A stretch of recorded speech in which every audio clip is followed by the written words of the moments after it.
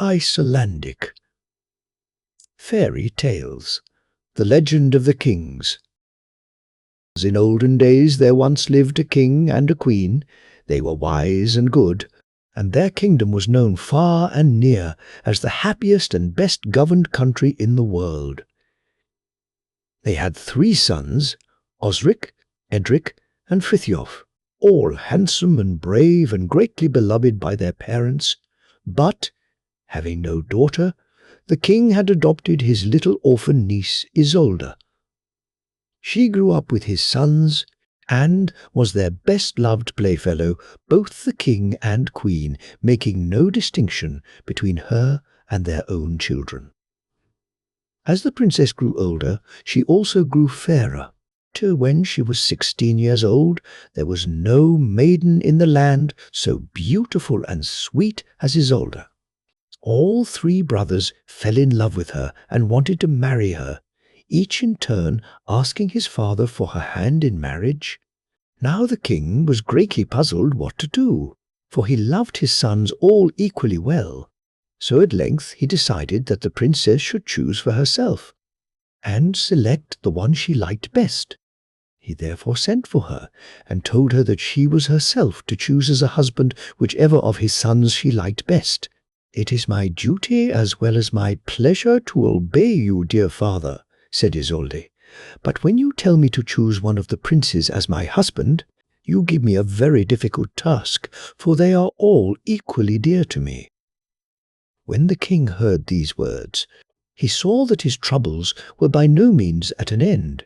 So he thought for a long time how he could best find a way that would satisfy all parties, and at last decided to send all 3 sons away for a year. At the end of that time they were to return, and whoever had succeeded in bringing back the most precious and valuable thing from his travels should receive the hand of Isolde as his reward. The 3 princes were quite willing to accept these terms, and arranged among themselves that at the end of the year they would all meet at their hunting lodge, and thence go together to the king's palace with their gifts. So, bidding farewell to their parents and Isolde, they started off on their different journeys. Osric, the eldest son, travelled from city to city, and explored various foreign countries, without finding anything precious enough to take home. At last, when he had almost given up all hope, he heard that, not very far from where he then was, there lived a princess who possessed a wonderful telescope, which was so powerful that one could see all over the world with it. No country was too distant, and not only could one see every town, but also every house and tree, and even people and animals inside the houses. "Surely," thought Osric, "no one could find a more precious or valuable thing than this glass, for nothing is hidden from it." So, having arrived at the castle where the princess dwelt, he told her the object of his journey, and asked whether she would sell him her telescope. At first the princess said she would not part with it, but when Osric told her how much depended on his taking back so valuable a gift, she consented to let him have it for a very large sum of money. The prince did not mind this. He only thought the gold well spent, and hastened homewards, full of hope that he would secure the hand of Isolde. Prince Edric fared much the same as his elder brother. He also travelled about in distant countries, seeking in vain for something rare and precious to bring home. At last, when the year was nearly at an end, he reached a large and populous town, and in the inn where he lodged he met a man who told him that in a cave outside the town there lived a curious little dwarf called Volund. Past 1. Who was famed for his rare skill in all kinds of metalwork. "Perhaps," thought the prince, "he might be able to make me some rare and costly article worthy to take back."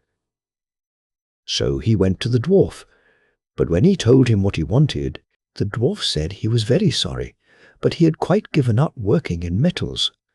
"The last thing I made was a shield," he continued, "but that is many years ago now.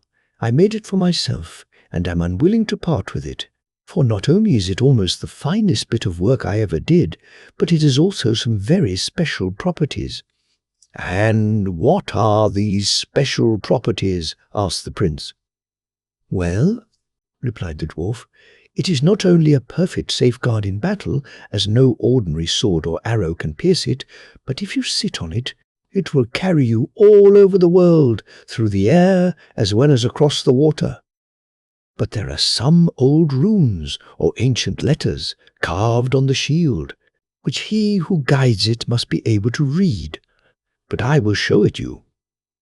So saying, he went to the back of the cave and brought forth a beautiful shield, worked in gold, silver, and copper, the runic letters being all formed of precious stones. When Edric saw the shield and heard of its wonderful properties, he thought it would not be possible to find anything more rare or valuable. He therefore told the dwarf how much depended on his bringing back so precious a gift, and entreated him to let him purchase it. And he was so importunate and urged him so strongly that, although loth to part with it, when the dwarf heard how much depended on his securing so rare a gift, he agreed to sell it him for a large sum of money. He also taught him how to read the runes, and Edric, thanking him for consenting to part with his shield, started on his homeward journey, filled with hope and confidence that he must win the princess's hand. Frithiof, the youngest son, was the last to start. He determined to travel through his own country first, so he wandered about from place to place, stopping in this town and that village, and wherever he met a merchant, or hoped to find anything rare or beautiful, he made most searching inquiries. All his efforts, however, proved fruitless. The greater part of the year had already passed, and he was still as far as ever from his goal, and he almost began to fear that no success would crown his efforts. At length he arrived at a large and populous town, where a big market was being held, and numbers of people from all parts of the world came thronging in, some to buy and some to sell. So he followed the crowd, and then went on from stall to stall, and from one merchant to another, inspecting their wares and chatting and asking for news.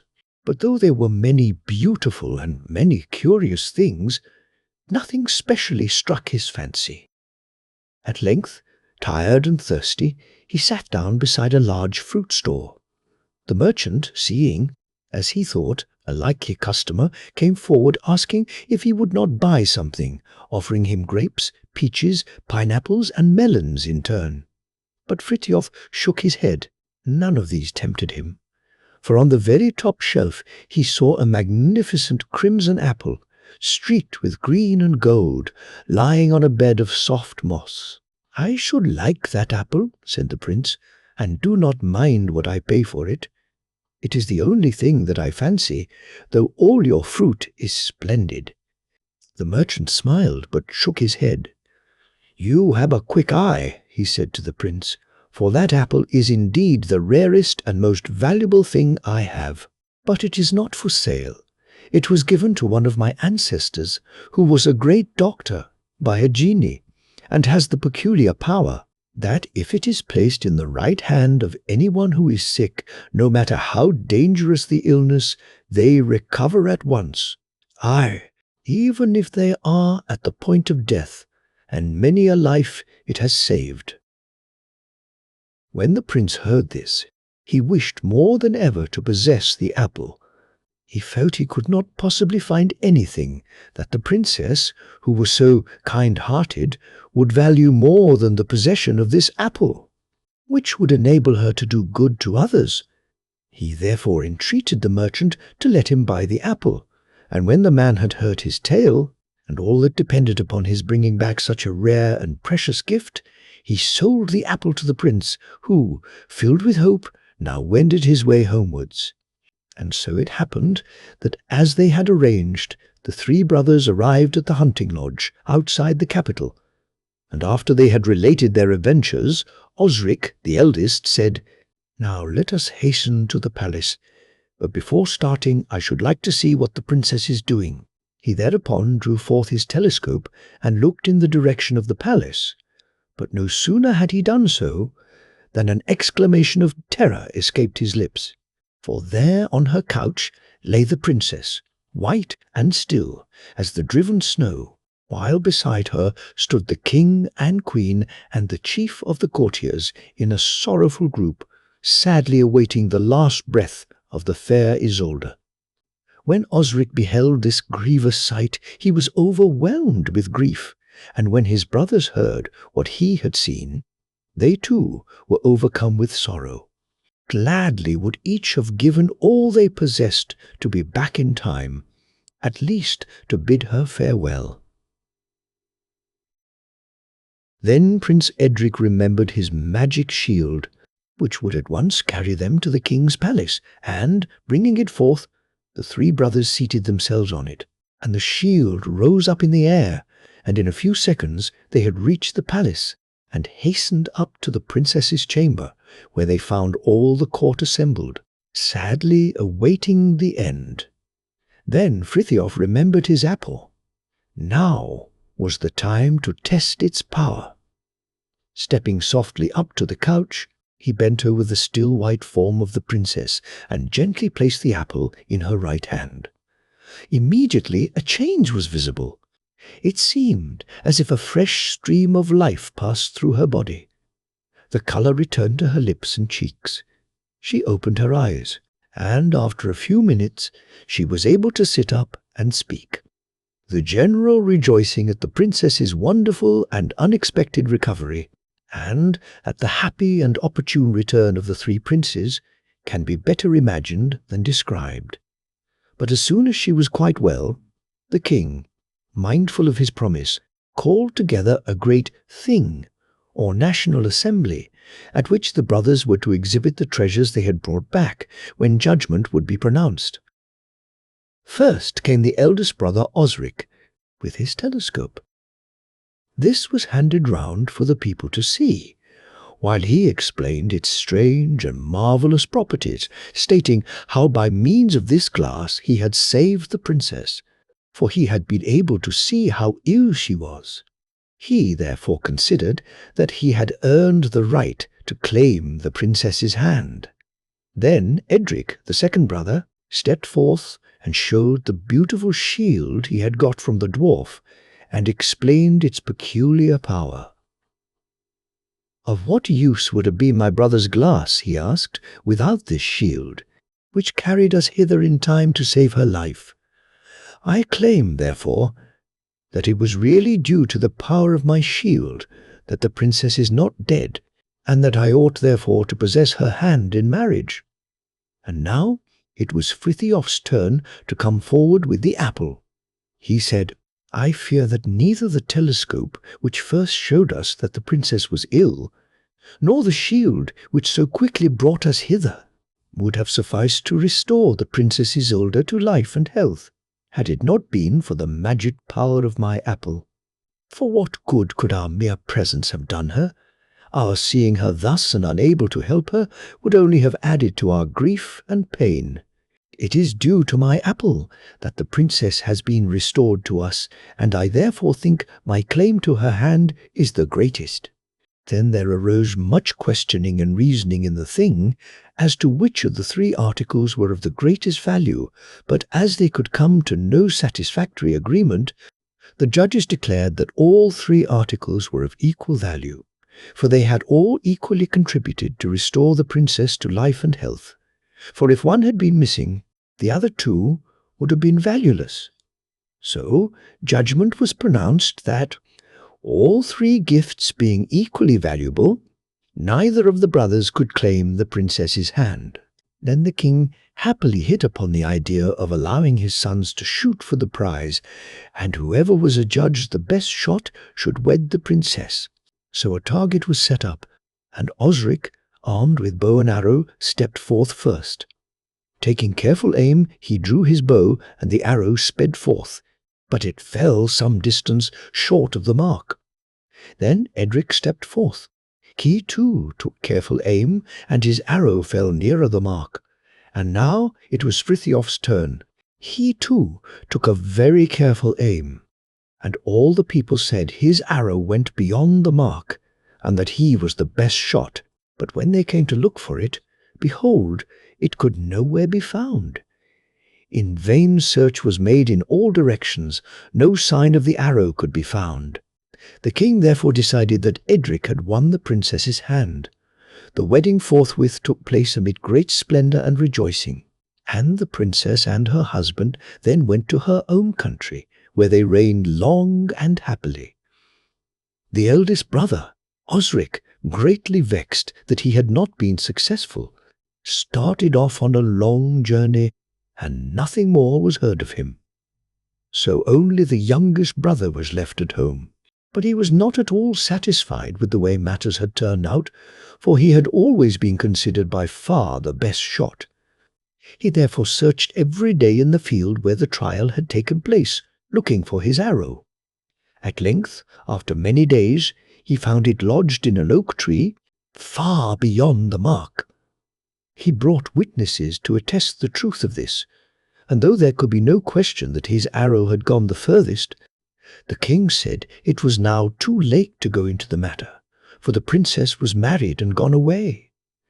Then Frithiof grew very restless.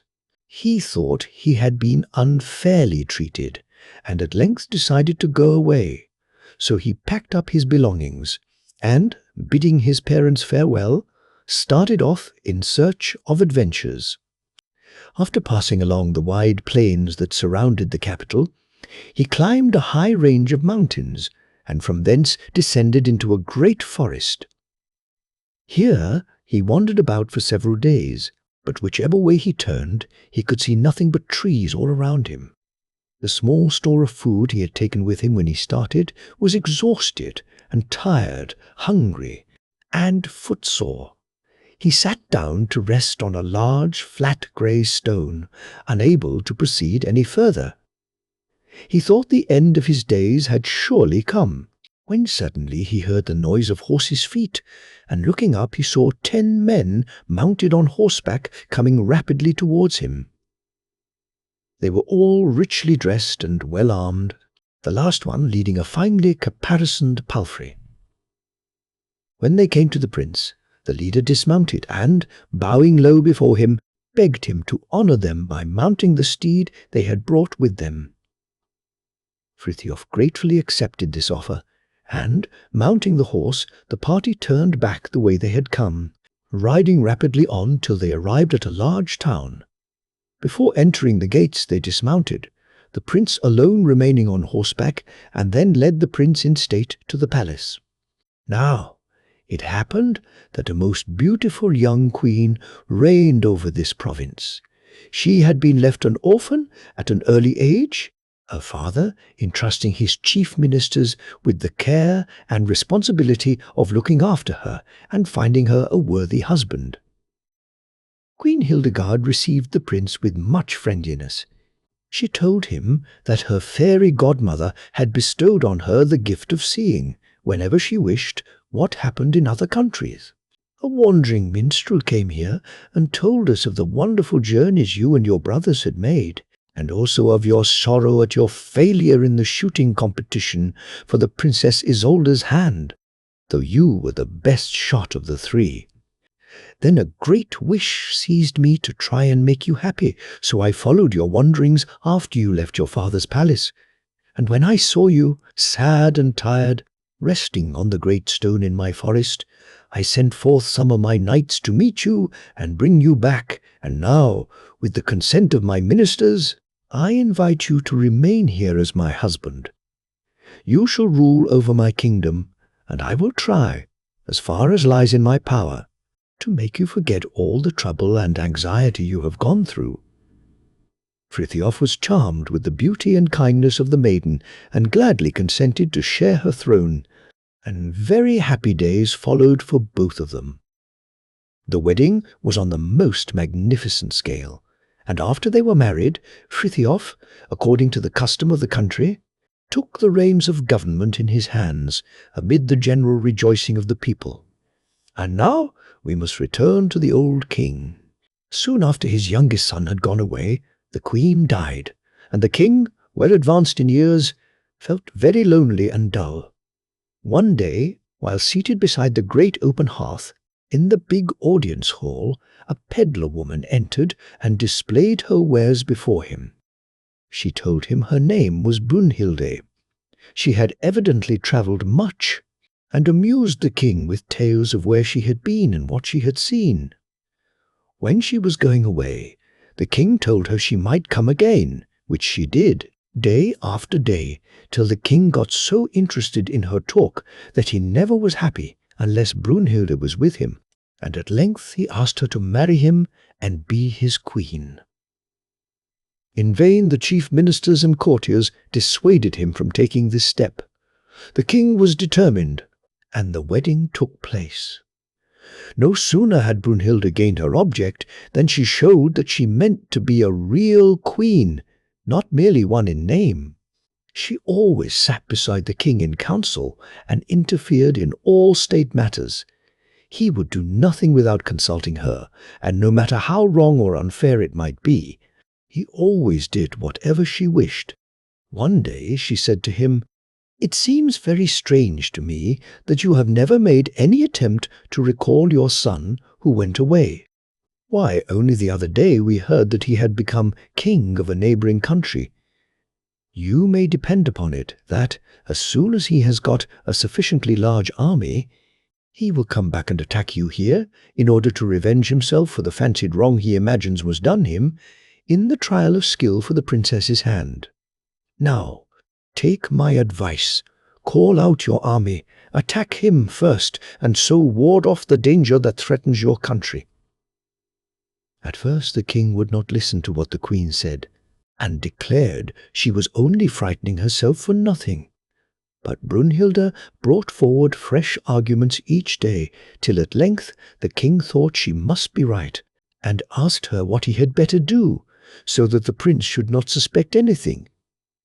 "You must first send messengers to him with presents," said the queen, "and invite him to come and see you, so that you may arrange with him about his succession to the throne after your death, and also to strengthen the friendship and neighbourly relations between your two countries.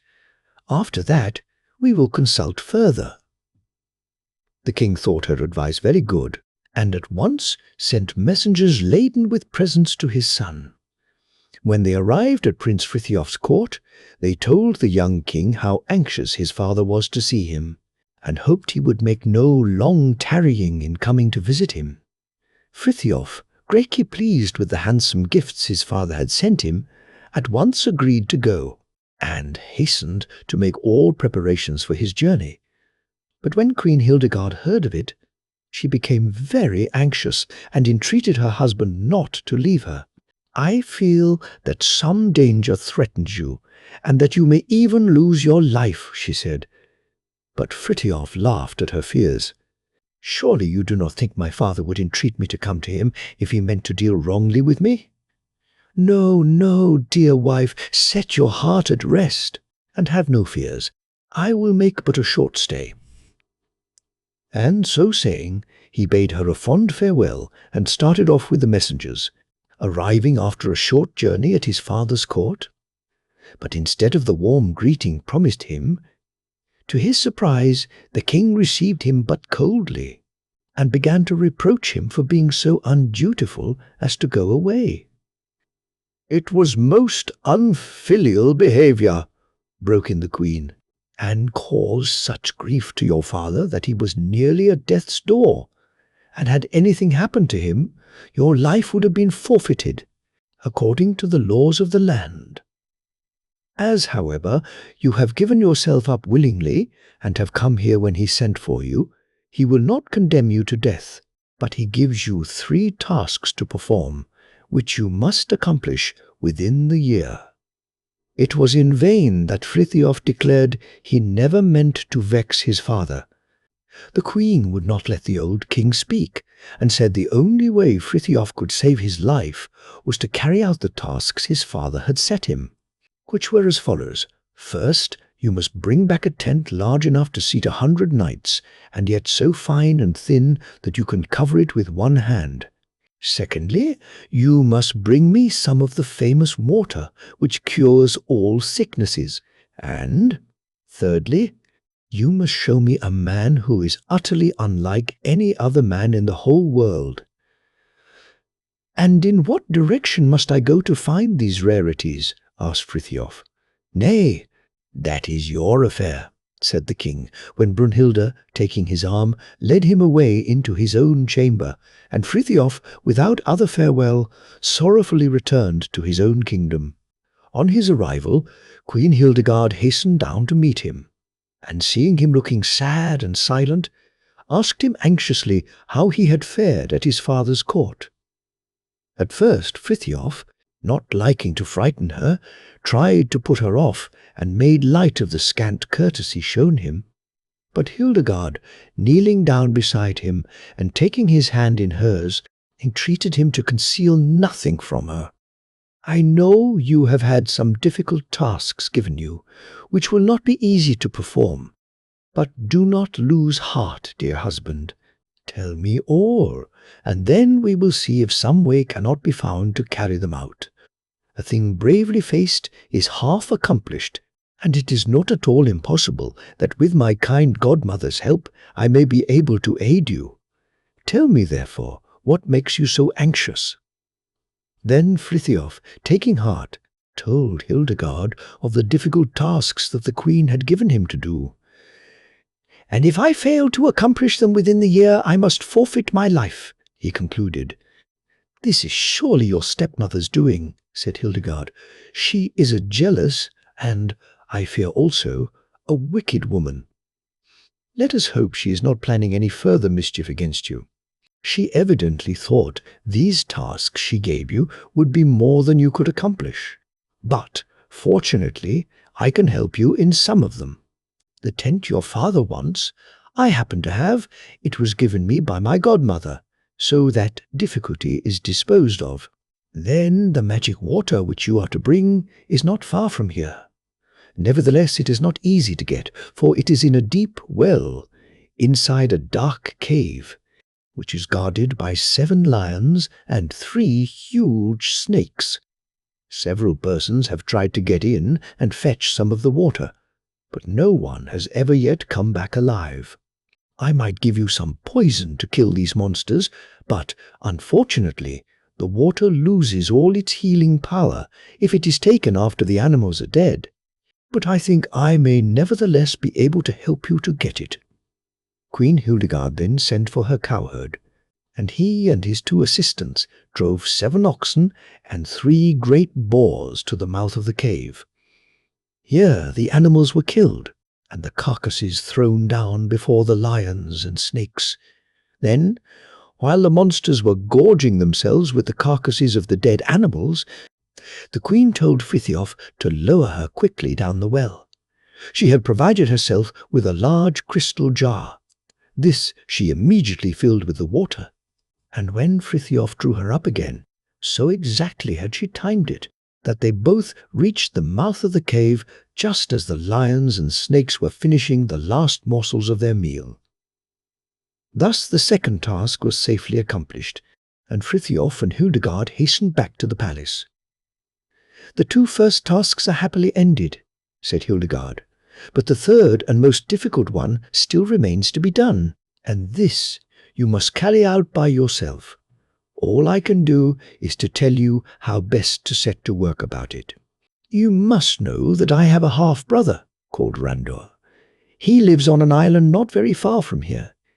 He is 9 feet high, has 1 big eye in the middle of his forehead, and a black beard 30 yards long, and as hard and stiff as pig's bristles. He also has a dog's snout instead of a mouth and nose, and a pair of green cat's eyes. In truth, it would be impossible to find another creature like him. When he wants to go from one place to another, he swings himself along by means of a great pole 50 yards long, and in this way he almost seems to fly through the air like a bird.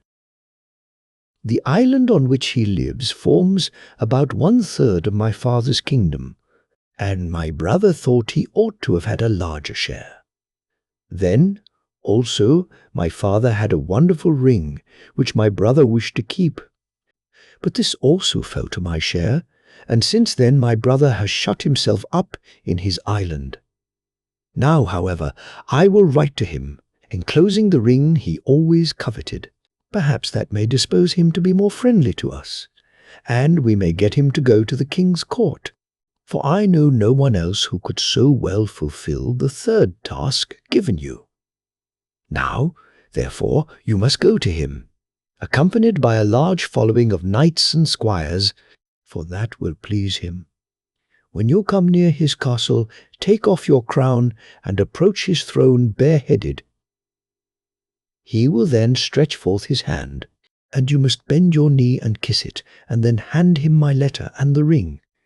If after reading it he tells you to rise and seat yourself beside him, we may hope that he will aid us.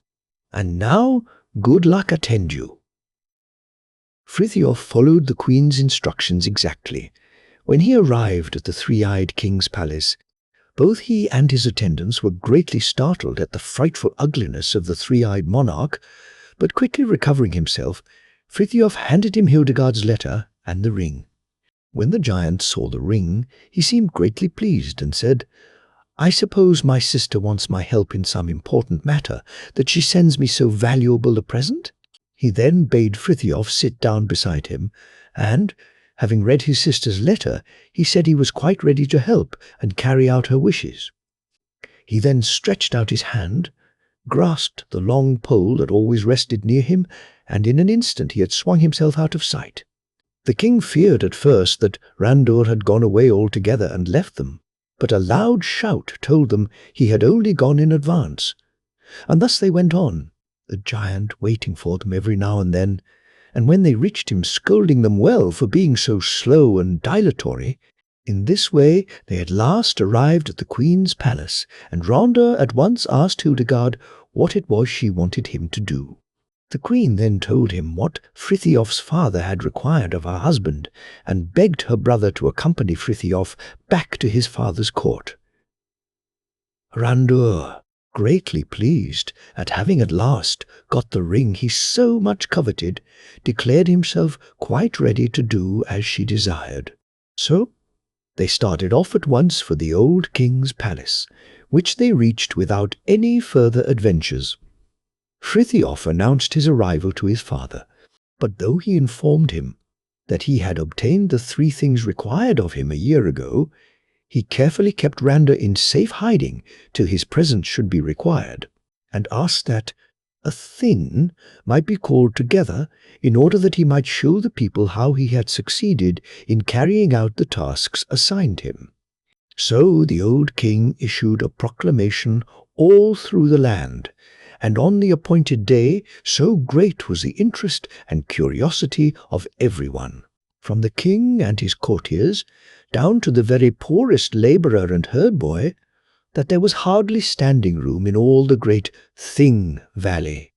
Queen Brunhilda was furious at the thought that Frithiof should have been successful, but she still hoped that, when the things were brought to light, it would be found that he had failed in something. The tent was produced first. When it was fairly set up, it was so large and roomy that 100 knights and squires easily found room inside, yet it was so finely wrought that when closed, anyone could cover it with their hand. So all the people declared Prince Frithiof had fully acquitted himself of his first task. Then the prince brought forth the crystal jar with the healing water and handed it to his father. Queen Brunhilda, who was getting quite yellow with anger, insisted upon tasting it to see whether it was the right water and taken at the right time, so as not to lose its healing qualities. But as she was quite well, no sooner had she tasted the healing water than she felt very ill, and had to take a second taste ere she was well again, so the second task was pronounced to have also been successfully accomplished. "Now," said the king, "there only remains the third and last task, and that was the most difficult one. See that you have not failed in that." Then Frithiof sent for the three-eyed giant, whom he had kept in safe hiding till now. When Randur appeared before the Thing, springing into their midst by means of his long pole, everyone, but especially the old king, started back in fear. They could not imagine how he had got there, and thought he must have flown down from the skies. Never before had they seen so hideous a creature.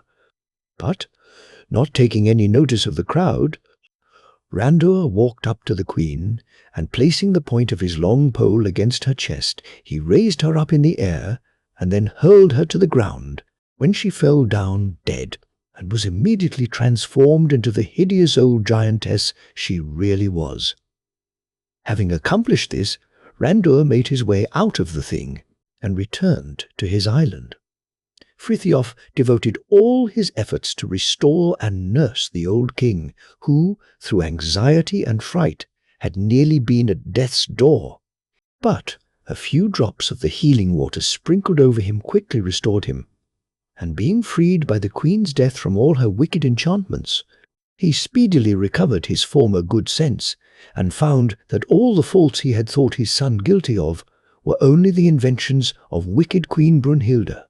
He therefore called Frithiof to his bedside, and begged him to forgive him all the injury he had tried to do him. "I am only anxious now to make up to you, my dear son, for all you have suffered, and beg you never to leave me again. I will gladly hand over the kingdom to you, and live beside you in peace and quiet for the rest of my days." So Frithiof was reconciled to his father, and at once sent messengers to Hildegard, telling her what had happened and begging her to hasten to him. Queen Hildegard, when she received her husband's message, decided to give up her small kingdom to her brother, as a reward for all he had done for them, and then, accompanied by some of her husband's ablest courtiers and friends, she rejoined Frithiof, and the old king, happy at having his son again, lived to a good old age, surrounded by his grandchildren and great-grandchildren. Helga. An old man and his wife once lived in a cottage beside the sea, far away from any other habitations. They had 3 daughters. The eldest was called Fredegond, the second Olga, and the youngest Helga. Now, although the parents were not rich, owning only a few acres of land, which they tilled themselves, Fredegond and Olga were treated as if they were princesses. They never did any work, but sat all day amusing themselves and decking themselves in any finery their father brought them home from the neighbouring town, whilst Helga, who was far more beautiful and clever than either of her sisters, was always kept in the background. She never shared in any pleasures that her elder sisters often enjoyed. No presents were ever brought home for her. But all day long, from early morning till late at night, poor Helga had to work and toil for the whole family, receiving nothing but sour looks, often accompanied by blows from the elder sisters. Now, it happened one day that the fire on their hearth had been allowed to go out. Helga was busy working in the fields, and as they had to send a long way to fetch fresh fire, the old man told Fredegond she must go for it. At first Fredegond grumbled, for she was trying to dress her hair in a new way, but then she thought a walk through the woods might be pleasant, so she started. After she had gone some little distance, she came to a hillock, and heard a deep voice saying, "Would you rather have me with you or against you?" Fredegond, thinking it was some labourer or woodcutter, said she did not care in the least, and that it was very impertinent of him to address her, and went on to the cave whence they fetched their fire. When she got there, to her great surprise, she saw a big cauldron filled with meat boiling on the fire, and beside it stood a pan filled with dough, waiting to be made into cakes, but not a creature in sight. Fredegond, being very hungry after her long walk, stirred up the fire beneath the cauldron to make the meat boil quickly, and then began baking some cakes. But although she made one specially nice for herself, she let all the others burn, so that they were quite uneatable. Then, as soon as the meat was cooked, she took a bowl from a shelf, filled it with all the best bits, and sat down and made a good meal, finishing up with the cake. Just as she had finished, a big black dog ran up to her and began wagging his tail and begging for some food. But Fredegond angrily gave him a slap and chased him away. Then the dog grew angry and, jumping upon her, bit one of her hands. Screaming with fright and pain, Fredegond jumped up, and, in her hurry to get away, forgot all about the fire she was to bring, and ran home to tell her parents what had happened. They were very sorry, both for her sore hand, which they bathed and bandaged, and the lack of the fire. It was really very unfortunate, for that cave was the nearest place where they could procure some fire, as it was generally used by charcoal burners.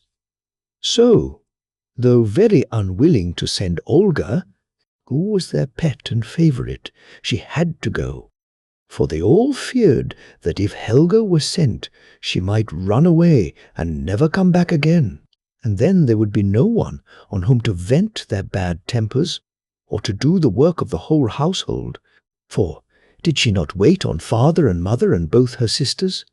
So it was decided that Olga should go. But, alas, Olga fared even worse than her sister. She was so spoilt that she thought she ought always to have the best of everything. So, when she reached the cave, she too helped herself to all the best bits of meat and, making a nice cake for herself, threw the rest of the dough on the fire. Then, when the dog came up to her and wagged his tail and sat up and begged for some food, Olga took up some of the boiling broth and threw it on him. This made the dog so angry that he jumped up and bit off the point of her nose, and Olga ran home crying and screaming with only half a nose and no fire. This time the parents were quite beside themselves with anger, and decided that Helga must go and fetch the fire. If she succeeded, well and good, and if not, why, the dog might eat her for all they cared. It would be a good riddance. So, taking up the big fire shovel, Helga went on her way to the cave. As she passed the hillock, she too heard a voice saying, "Would you rather I was with you than against you?" To this question she answered, "A well-known proverb says, 'There is nothing so bad that it is not better to have it on your side than against you.' So, as I do not know who you are who ask me this question, I would rather that you were with me than against me." And hearing nothing further and seeing no one, Helga continued her way till she reached the cave. Here she found everything the same as her sisters had done. The cauldron was on the fire, and the dough was ready for baking. But, instead of thinking only of herself, Helga looked after the meat and saw that it was nicely cooked. Then, with great care, she made up the dough into cakes and never thought of taking anything for herself, although she was very hungry, for she had had nothing for her breakfast but some hard, dry crusts and a glass of cold water. Neither would she now help herself to any of the fire without asking leave from the owner of the cave. Feeling very tired after her long walk, Helga sat down on a bench to rest. But she had hardly done so when she heard a loud rumbling noise. The ground began to tremble, and Helga, fearful that the cave might fall in, rose hastily from her seat. But as she turned to run out, she saw a big, three-headed giant standing at the entrance of the cave, followed by a large black dog. Helga was terribly frightened, but being fond of animals, she held out her hand and patted the dog, and she quite regained courage when the giant, in a kind voice, said, "You have done the work well, which you found waiting here. It is only right, therefore, that you should get your share. Sit down, therefore, on that bench and share my dinner. Afterwards you can take home some of the fire you have come for."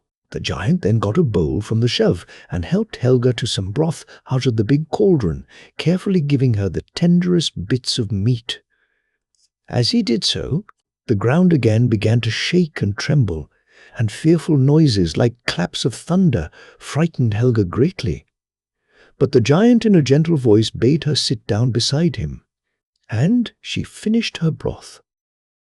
Then the giant got up and gave her one of the cakes she had baked. But no sooner had she finished it than the ground again began to shake and tremble. The thunder pealed, and flash after flash of lightning lit up the inside of the cave.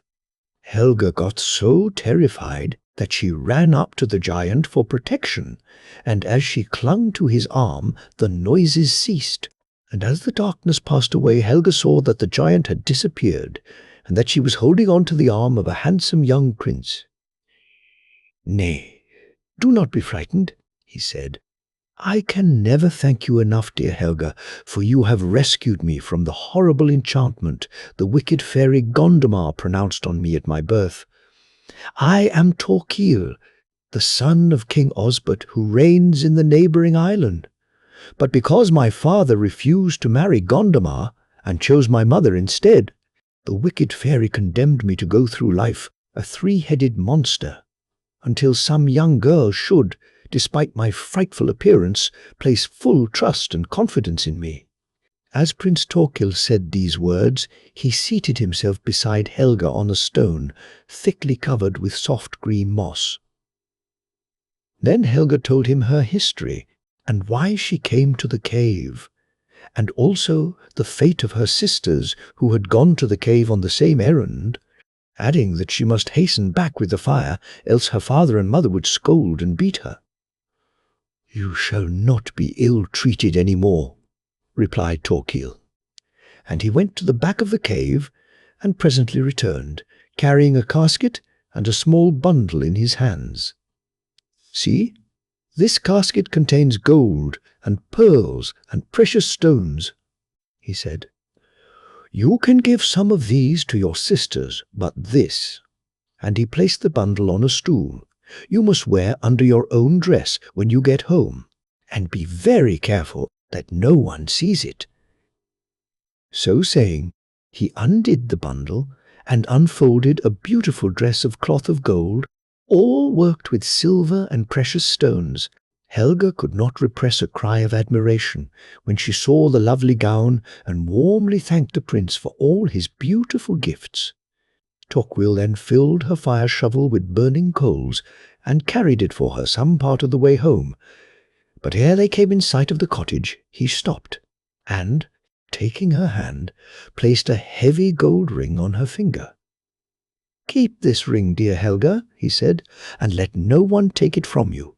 It will not be long ere I come to claim my bride, but I must first return to my parents and tell them the joyful news that the wicked charm is broken at last." With these words he took a loving farewell of Helga, and started her on her homeward journey. When she reached the cottage, and her parents saw that she had succeeded in bringing back the fire, Helga, for once in her life, received a kind word of welcome. But when she showed them the casket and was about to give her sisters some of the jewels, they seized upon it, and dividing the contents among themselves, returned Helga the empty casket.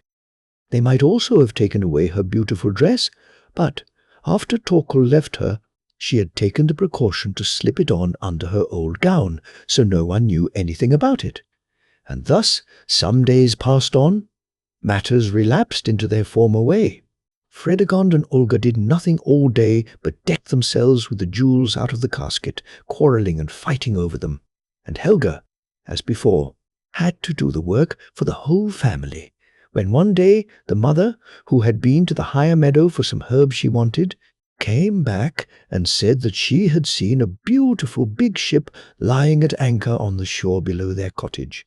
The old man hastened down to the strand to find out who the owner of the fine vessel might be, and seeing a boat pulling off from it, he waited till the stranger, who was a handsome young man, had landed, and then entered into conversation with him. But though he plied him with many questions, he could not find out his name. Then the young man in his turn began to question him, and asked him how many children he had. "Only 2 daughters," replied the old man, "and such good and beautiful girls they are too," he added. "I should much like to see them," said the stranger. The old man greatly delighted, led the way back to his cottage, where his two eldest daughters had hurried on their best frocks and decked themselves with all the jewels out of Helga's casket. The stranger expressed himself as being very pleased with the girls. "But," he asked, "why has one of your daughters got her hand tied up with a cloth, and the other one, a handkerchief fastened across her nose?" At first the father said they had met with an accident and slipped down the cliffs, but when the stranger pressed for further particulars, the story of the dogs and the cave had to be told. "But surely you have another daughter," said the stranger, "one who, I know, is always kind to all animals." At first the old man and his wife both declared they only had those two daughters, but when the stranger kept on urging him, he at last admitted that he had another girl. "But she is so ugly, lazy, and wicked," he added, "that she is more like some wild animal than a human being." But the stranger said he did not mind that at all, and that he must see her. So the old man was obliged at last to call Helga. The poor girl came out from the kitchen dressed just as she was, in her shabby old dress, when the young man went up to her, and as he took her hand, the ragged old gown slipped from her shoulders, and there, to the astonishment and rage of her sisters, stood Helga, arrayed in the beautiful garment the prince had given her. Prince Torquil rated the old man and the two wicked sisters soundly for all their unkindness to Helga. He also made the sisters give up all the jewels they had taken from her, but Helga begged that they might be allowed to keep a few, and the prince consenting, she gave each of them 2 chains, 2 brooches, 2 bracelets, and 2 pairs of earrings. Then Torquil led Helga down to the shore and took her on board his beautiful ship, where his sister gave her a kindly welcome, and when they reached his own country, King Osbert and his queen prepared a great wedding feast, and Torquil and Helga were married, and lived long and happily together.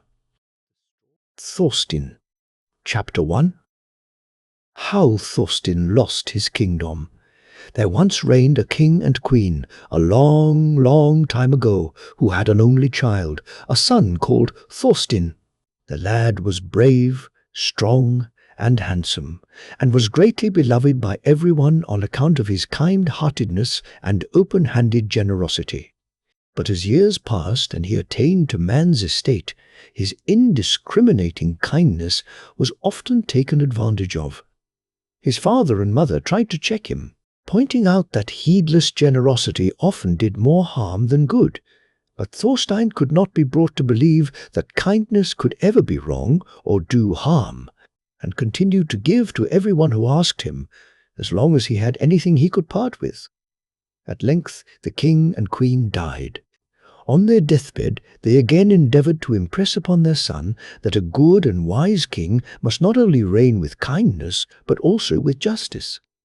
But though Thorstein, who loved his parents dearly and was terribly grieved at the idea of losing them, promised he would do his best and bear their wise counsel in mind, no sooner were the burial ceremonies concluded and he was crowned king, than all his good resolves to be firm and discriminating were scattered to the winds. He kept open house for all who chose to come, gave gifts to all who asked, so that all the riches and treasure his wise father had so carefully collected began very speedily to disappear, without anyone being really the better or happier for them. So quickly indeed did all he had inherited vanish, that ere many months had passed he had nothing left but the kingdom itself, and then realizing the truth, that a penniless king has but small authority or power, he decided to part with his throne and thus have some money wherewith to make a fresh start in life. There was no difficulty in finding a purchaser, and Thorstein, in exchange for a horse and a sack filled with gold and silver, parted with his inheritance. But when he had once sold his kingdom, his so-called friends, who had been so numerous before, now speedily began to drop off, and as the sack got emptier, so did his companions grow fewer in number. "There will soon be nothing more to be got out of him," they said, A fool and his money is soon parted. So they gradually deserted him. Then, when it was too late, Thorstein began to realize the sad plight he had brought himself to and determined to quit the country and leave his false friends behind him. He therefore put together the few things he had left, placed them on the horse he had bought, and mounting his own fine chestnut, which he could never bring himself to part with, he started off on his travels. For a long time, Thorstein wandered on over desolate moors and through dark, sombre forests, not knowing or caring where he went or what became of him. He had no friends, not a single creature to care for, or who loved him. So he allowed the horses to roam where they listed, letting them graze whenever they came to any fresh grass, but beyond this never resting or pausing anywhere.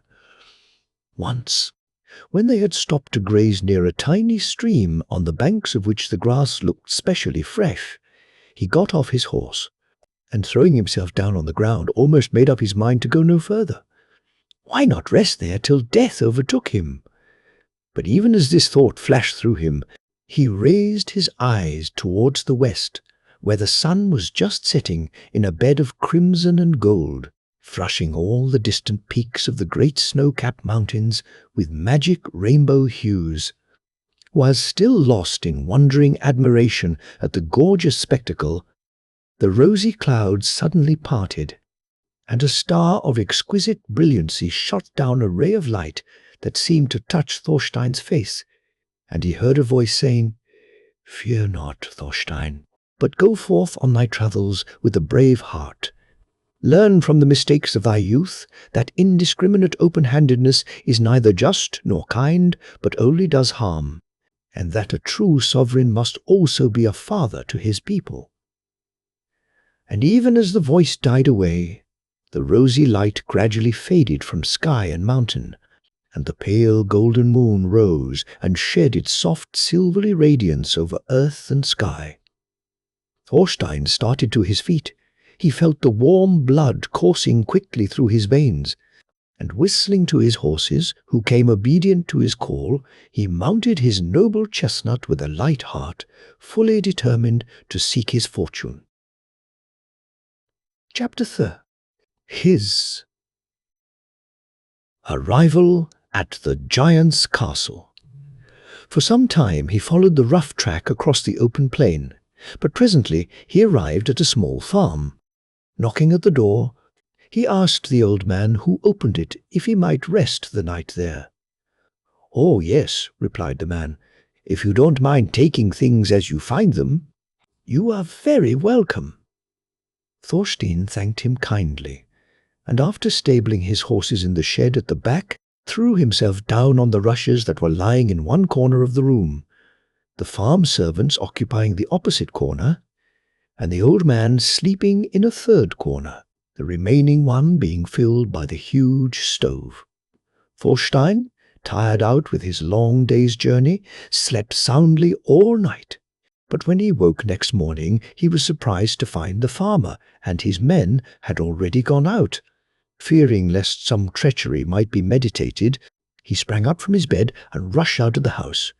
There, to his surprise, he saw the farmer and all his men busily at work with their pitchforks, digging and raking up the earth from a large tumulus or grave at some little distance from the farm.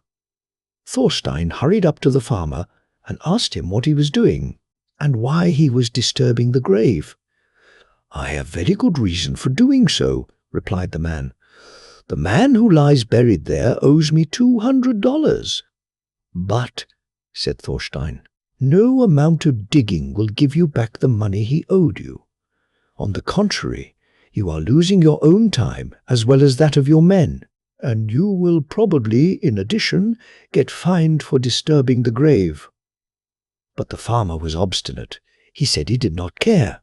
Only he was quite determined that the dead man should not rest peacefully in his grave, while he owed him all that money, and that he and his men would continue to dig and stir up the ground day after day. Then Thorstein asked him if he would be satisfied and let the man rest in his grave if someone else paid the dead man's debt. "Oh, yes," answered the farmer, "but I don't see where that man is likely to come from, as he had no sons." Then Thorstein drew forth his purse, which contained the last of his money, and gave it to the farmer in payment of the debt. The farmer thanked him warmly, and promised not to disturb the grave any more, so Thorstein bade his host farewell. But ere he left he asked him which road he should take, so as to reach a populous neighbourhood where he might chance to get some work to do. "You must continue along this same road," replied the farmer, "until you come to 4 crossroads. Then don't take the road that goes east, but take the one that goes west." Thorstein thanked him and rode away. After some time he arrived at the crossroads and took the road to the west, as the farmer had advised him. But he had not gone very far when he thought he would rather like to know why the man had said he should not go the other way. "Perhaps there are giants or some other dangers one may meet," thought Thorstein. So he promptly turned back till he arrived at the crossroads, when he proceeded along the road leading east. For some time he saw nothing new or strange. The road wound among many small fields and brushwood, with here and there some groups of tall, dark pine trees, but after passing through a narrow defile, he suddenly came to a large, deep valley, in the centre of which rose a fine big house, standing quite by itself on a steep, rocky mound. At first he could see no way of getting up to it, but presently he noticed a narrow path, almost hidden by trees and thicket, so, fastening his horses to a stake, he made his way up to the house. As he approached, he saw the door was wide open, and no one anywhere about. Thorstein therefore went in, and came into a big hall, in which stood 2 huge beds, one on each side, covered with rich silken hangings, while down the middle ran a table ready laid with 2 plates, 2 knives and forks, 2 great goblets of rarely chased silver, and 2 large golden flagons of wine. But no one was visible here either. After waiting a short time to see if the owners would appear, Thorstein went down the hill again to look after his horses, for he thought he might as well stay the night in the house, even if there were a little danger in so doing.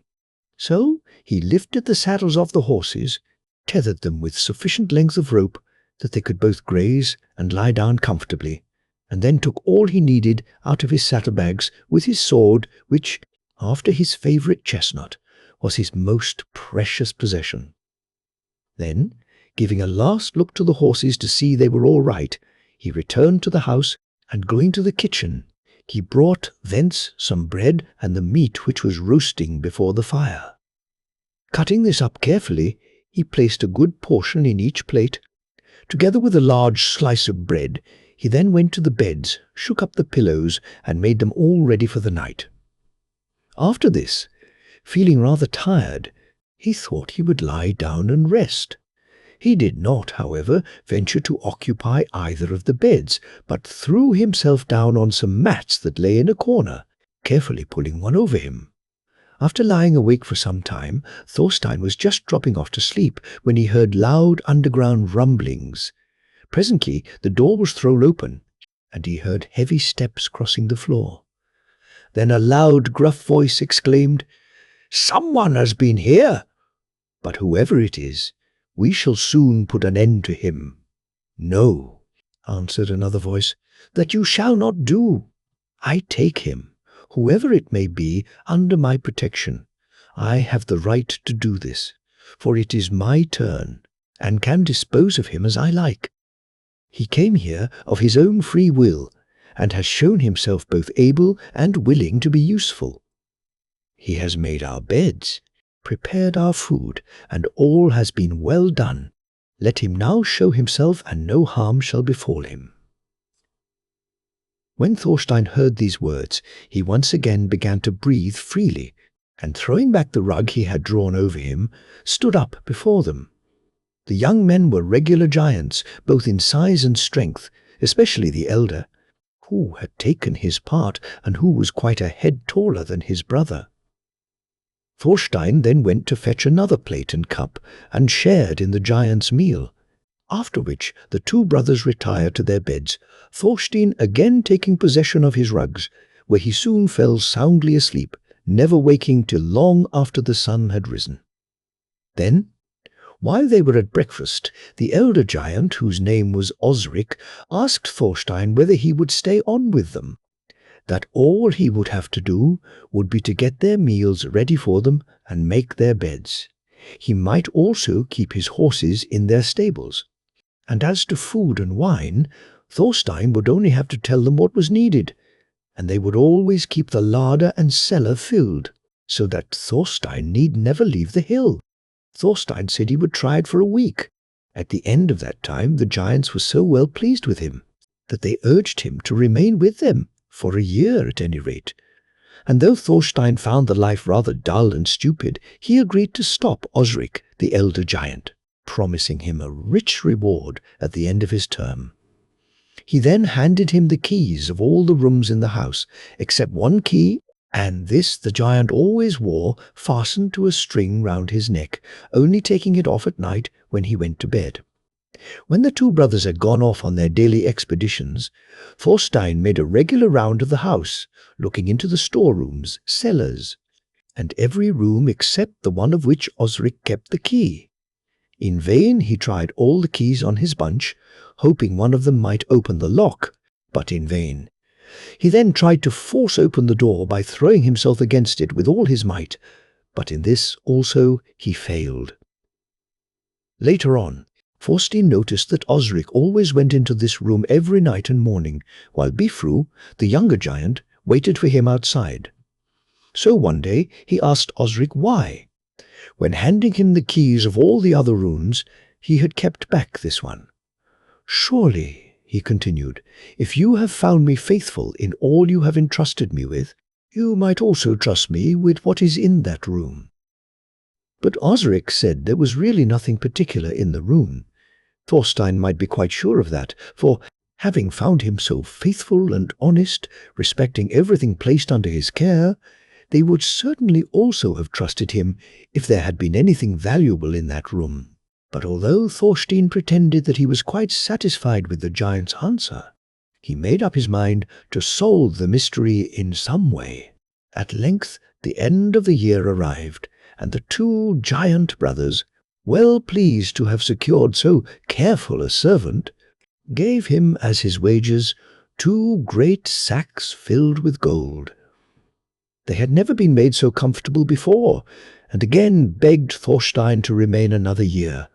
To this Thorstein would not agree, but said he would remain 6 months, as he was more than ever determined to find out the mystery of the locked room.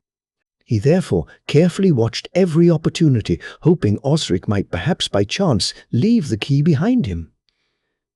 But the giant was much too careful to do so. One morning, when Thorstein had risen particularly early in order to bake the bread, the thought of the locked chamber came constantly before him, and while kneading the dough, he kept puzzling his head as to how he could circumvent the giant. Suddenly, a bright idea struck him.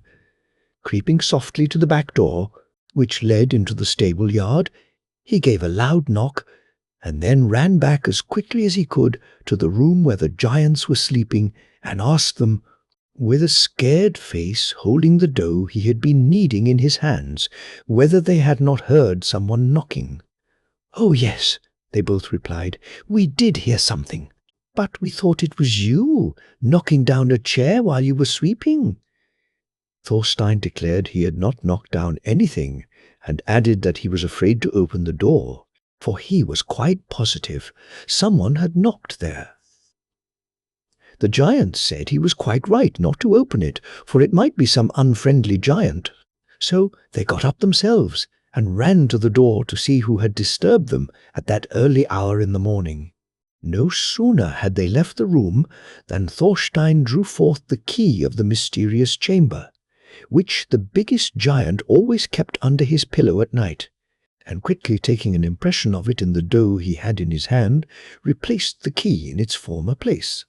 When the brothers came back, they were not a little put out, for of course they found no one at the door, and declared that Thorstein had only said it in order to make fun of them. But this Thorstein denied stoutly, and maintained that he had heard someone knocking and supposed whoever it was must have run away. Chapter 3. The Mystery of the Locked Room. As soon as the giants had gone forth that day to seek for treasure, as usual, Thorstein tried to make a key at the giant's forge from the impression he had taken in the dough, but many and fruitless were the trials ere he succeeded. Then, watching his opportunity, when the brothers had gone on a long expedition, he unlocked the forbidden door and entered the mysterious chamber. At first he could see nothing, for it was almost dark, the single window being heavily barred and shuttered. But having struck a light, he glanced eagerly round. There, to his amazement and horror, he saw a young girl fastened to a nail in the wall by her long plaits of hair. Mounting on a chair, he hastened to release her, and begged her to tell him who she was, and how and why she had come there. At first the poor girl could scarcely believe that she had at last found a friend, but Thorstein looked so good and kind that her fears quickly vanished. "Alas," she said, "I am a most unhappy maiden. My name is Thekla, and my father is King Alfhelm. One day, as I was playing in a field near the palace with my maidens, a great giant suddenly rushed in among us from the neighbouring wood, and snatching me up in his arms, despite all my cries and struggles, carried me down to the shore, where his boat was waiting. Ere any help could reach us, we were well out of sight, till at length we arrived at this place. He then asked me to marry him, which I indignantly refused to do, and though he comes every day to try and persuade me to consent, I will never give in. No, not though they starve or kill me." And she burst again into bitter sobs. Thorstein tried to comfort her as best he could. He told her that, having now made a key, he would be able to come and see her every day while the giants were away. He then brought her some food, for the poor girl was half starved, as the giant only gave her just enough to keep her alive. And then, as evening drew near, Thorstein again fastened Thekla's hair to the nail, ere he closed the door before the giant's return. From that day forward, Thorstein visited the poor girl regularly every day, always bringing her some food, and then putting all straight again ere the brothers returned, so that they had no idea of what took place during their absence. When the end of the 6 months drew near, Thorstein told the giants that he wished to leave, but they had got so used to him, and he waited on them so carefully that they did not want to part with him, and begged him to remain another year. At first Thorstein refused, but after much persuasion, the brothers giving him again 2 more sacks of gold as wages, Thorstein said he would remain another 6 months, if at the end of that time they would give him as wages whatever was in the locked room, no matter whether it was valuable or not.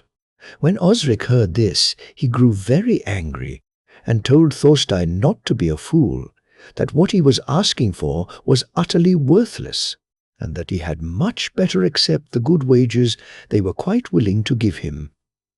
Thorstein, however, would not give in. He said he did not care whether the contents of the room were valuable or not. He had set his heart upon that and nothing else, and would remain with them on no other condition. Osric grew furious, and they argued and fought over this, till at last Bifru, seeing that Thorstein was quite determined, advised his brother to give in, for they could keep him in no other way. So the big giant at last agreed to his terms. During the 6 months that followed, Thorstein did his utmost to lighten Thekla's imprisonment. Many a long and pleasant chat they had together, planning their future life, while Thekla described her former home and how delighted her father would be to see her safely back again. At length, the weary 6 months came to an end, and though the giant brothers again tried to persuade Thorstein to remain with them, He was firm, and would listen to no further promises of future wealth and greatness with which they tried to bribe him. So, seeing that neither persuasions nor threats would prevail, Osric at last opened the door and brought out Thekla. Very much surprised he was to see her looking so well when he saw her in the daylight, and half repented him of his promise. But Thorstein led forth his 2 horses, which he had all this time carefully groomed and tended. Placing 2 sacks of gold on each, he lifted Thekla on one horse, and buckling on his sword as well as a sharp dagger, mounted the other horse. As he did so, Thekla noticed the giants whispering together, and heard the younger one mutter with a laugh, "Yes, as soon as they get to the ravine." "Oh, Thorstein," she said, when they had ridden on a short distance, "I know they mean to attack us. I heard them say so." "Never fear," replied Thorstein. "My good sword has never failed me yet. But you ride on in front." As soon as they were out of sight, he placed the other sacks of gold on Thekla's horse, and bidding her ride on ahead, he drew his sword and kept a keen lookout. They rode on thus for some little distance. The country was open, and though the road was rough, they were soon out of sight of the castle. At length they arrived at the narrow ravine which led down to the shore. They had not long entered it when they heard the clatter of horses' hoofs behind them. Thorstein bade Thekla ride on.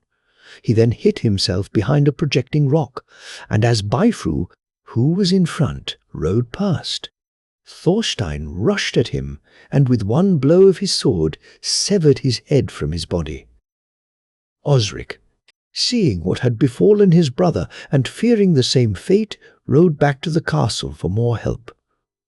Thorstein then joined Thekla, who had anxiously watched the combat, and they rode on, hoping that all danger of pursuit was now over.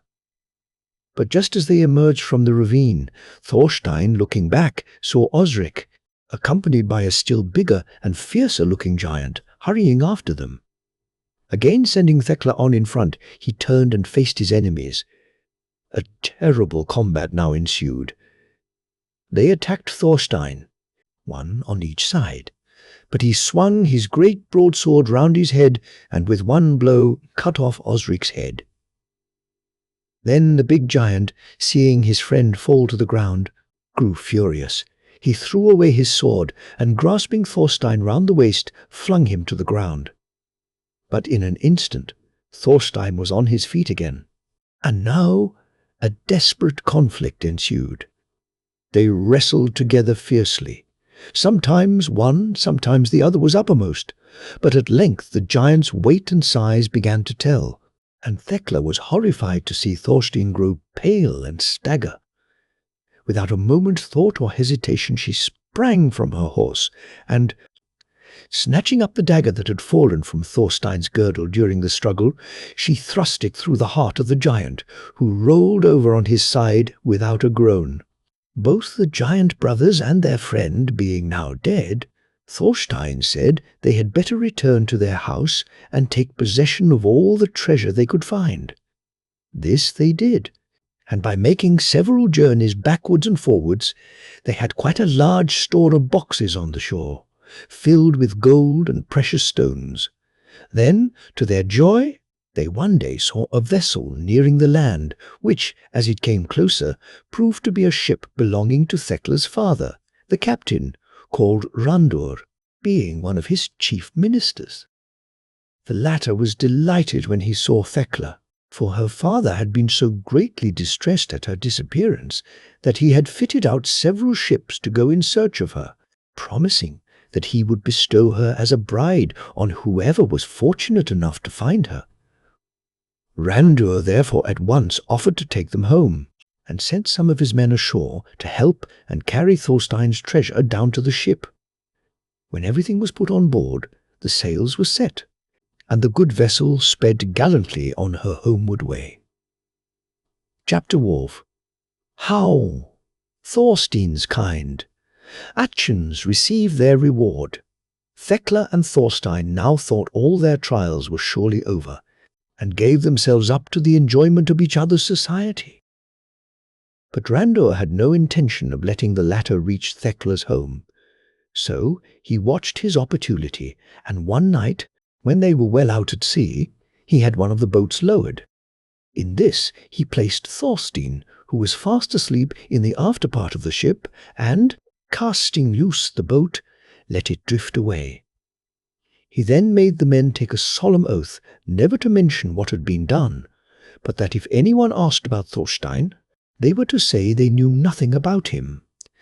Next morning, when Thekla, surprised at not seeing Thorstein, asked where he was, Randor pretended to be greatly surprised at his non-appearance and instituted a search all over the vessel for him. Thekla was very unhappy to think that Thorstein should have disappeared so unaccountably. Then, suddenly missing one of the boats, she said that perhaps he had gone fishing and insisted upon the vessel being put about to search for him.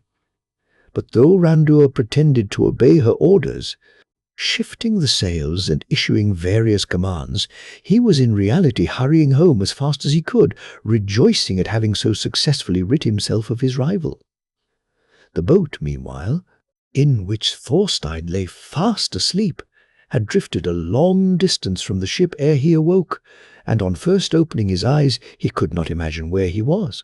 But when he once realized his position, he decided that Randor's jealousy must have played him this trick, and he set himself to think what he had better do. When Randor had sent him adrift, he had put neither food nor water in the boat, and as the sun rose higher and higher in the heavens, the heat grew intense. In vain he steeped his clothes in the water, hoping thus at least to assuage his thirst, which was causing him much suffering. He gradually grew more faint and weary, and a feeling of hopelessness was stealing over him, when suddenly he heard a voice saying, "Do not lose heart, Thorstein, though your plight is sad, drifting thus hopelessly about on the ocean. But as you once spent your all to give me rest, so now I will also aid you." And immediately the boat flew rapidly over the water, propelled by an unseen force. Thorstein's thirst and weariness vanished, and he reached the island where Thekla's father lived, at the same time as the ship in which she was returning, though he landed at a different point. As Thorstein stepped on shore, he again heard the strange voice saying, "I am only repaying what I owe you. For had you not given up all you possessed to the farmer to whom I was in debt, he would never have allowed my bones to rest in peace in the grave. And now I will help you further. This is King Alfhelm's country. Go to the palace, and there offer to look after the king's chestnut horses, of which he is very proud. His late groom was very careless and has been dismissed, so he will engage you. But remember, whatever is found beneath the horses' mangers belongs to you, and you can keep it." So saying, the spirit of the dead man departed, and Thorstein, having thanked him gratefully, at once started off for the king's palace. King Alfhelm, who had been rather at a loss as to whom to entrust with his fine chestnut horses, of which he was very proud, was greatly pleased with Thorstein's appearance, and at once put him in charge of the stable, where Thorstein, to his surprise, saw his own chestnut among the other horses, for Randor, on landing, had given it as a present to the king. But the horse would allow no strange hand to come near it. The moment it saw Thorstein, however, it became gentle as a lamb. The king, meanwhile, was greatly rejoiced at his daughter's safe return, for he had almost given up all hope of ever seeing her again. So he ordered a great feast to be prepared to celebrate her arrival, and believing Randor's tale, that he had rescued the princess from the giants, promised to give him his daughter in marriage.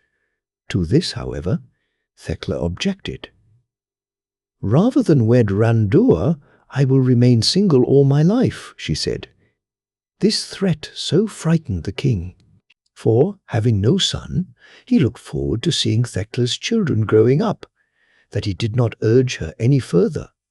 Thekla then begged her father to summon the new groom to the great hall that evening, for she had been told that he had travelled a great deal, and it would amuse them all to hear his adventures. So the king, willing to please his daughter, and anxious himself to hear the tale of his adventures, summoned Thorstein to the big hall where the whole court was assembled. And then the whole truth came to light. And when King Alfhelm heard the wickedness and treachery of his minister, he grew so angry that he ordered Randor to be torn to pieces by wild horses. But Thekla and Thorstein both interceded for him, so he was only banished for life from the kingdom. Very soon after, the marriage of Thorstein and the fair princess was celebrated amid general rejoicings. In addition to the treasure they had brought back from the giant's house, Thorstein, on looking under the horses' mangers, found an immense pile of old golden coins, rare ornaments, and precious stones which had been hidden there in ancient war times by some previous kings. After King Alfhelm's death, who lived long enough to see 3 little grandchildren running beside him, Thorstein and Thekla succeeded to the throne.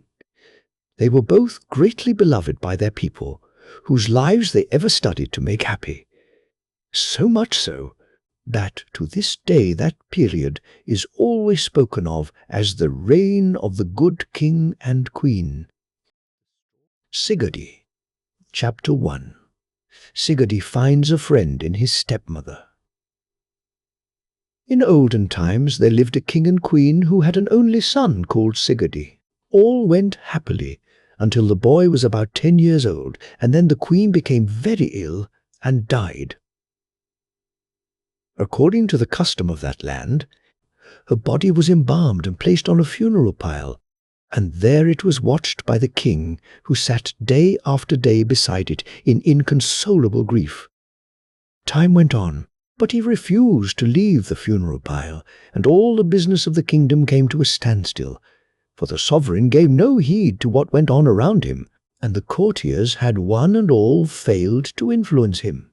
At last, one day, he raised his eyes from the ground and looked towards the great pine forest that stretched away as far as you could see round the palace. And there, under the trees, coming towards him, he saw a most beautiful woman, her tall figure clothed in costly black robes. "Who are you?" he asked as she drew near. "My name is Ingebjorg," she answered in a low, sweet voice. "Why are you sitting here alone?" "Because the queen is dead, and my heart is filled with sorrow." "Alas, I can sympathize with you in your grief," she replied. "I, too, lost my husband only yesterday, and now I am alone in the world." The king for the first time began to be interested in something. Here was a person as sad as himself. They soon began talking like old friends, and in the end decided that, as they were both so lonely, it would be a wise thing for them to marry.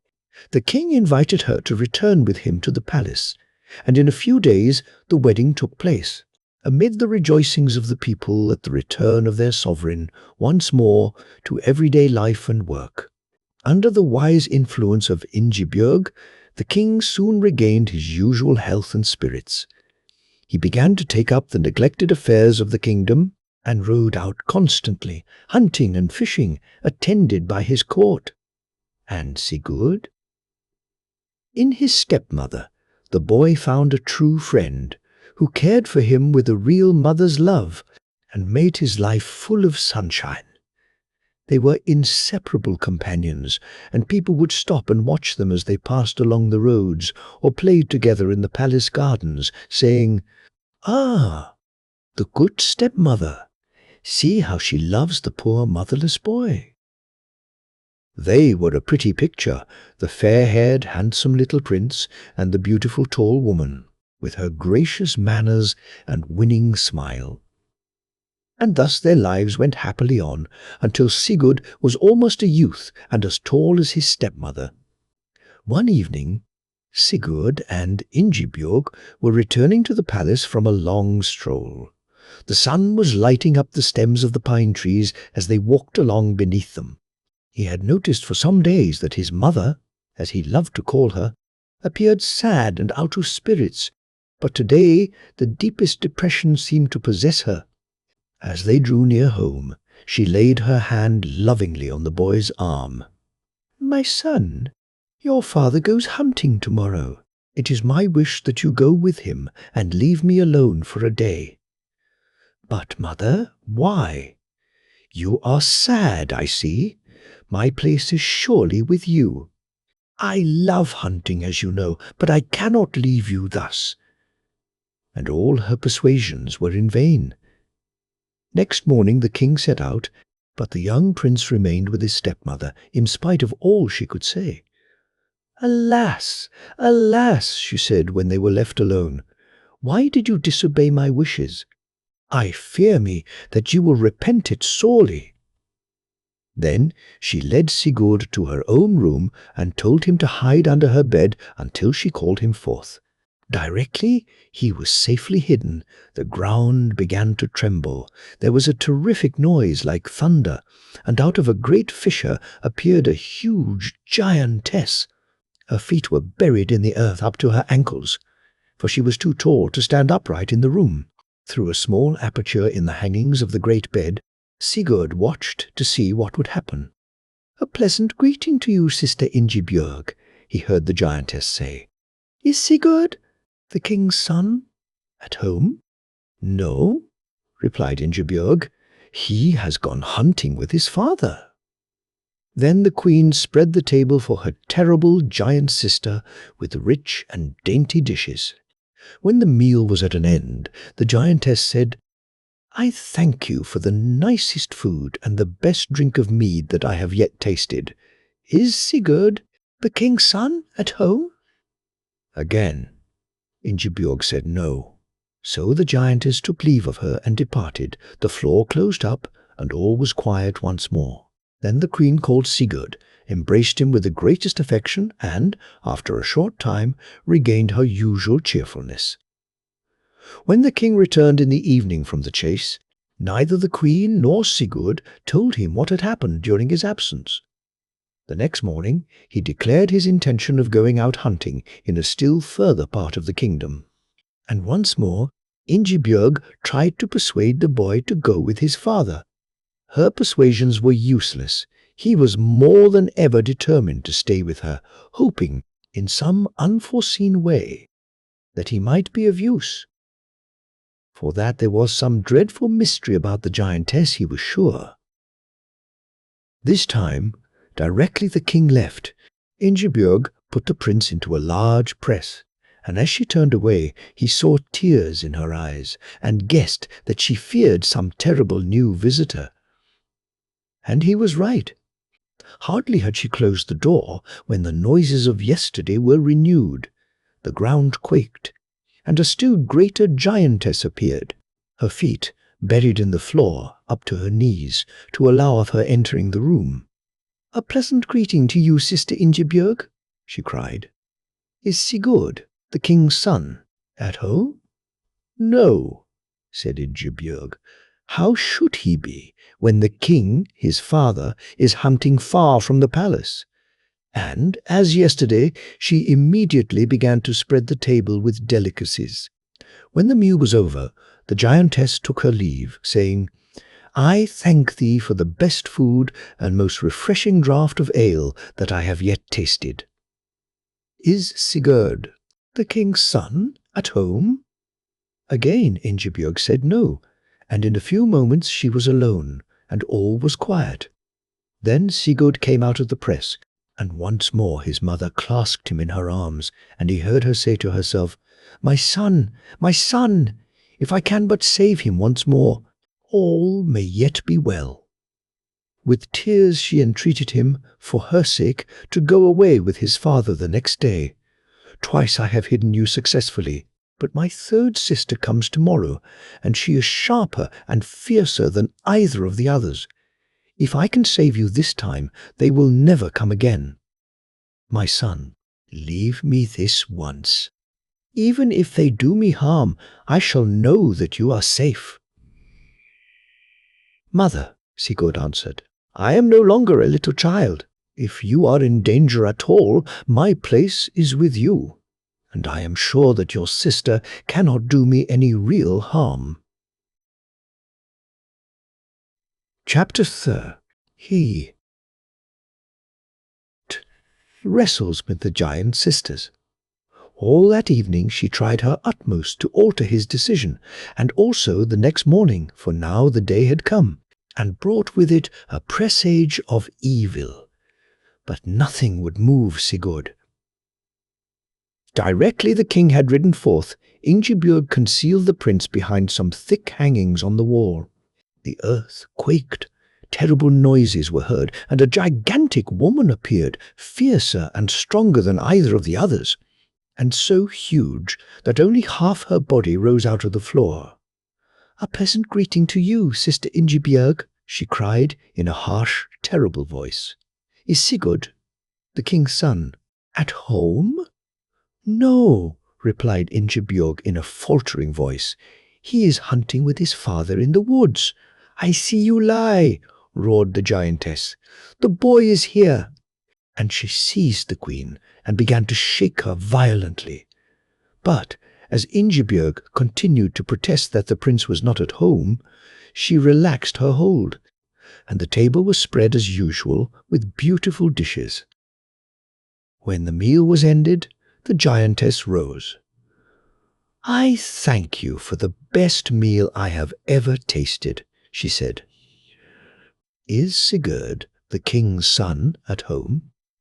"No," replied Ingebjorg. "Have I not already answered you?"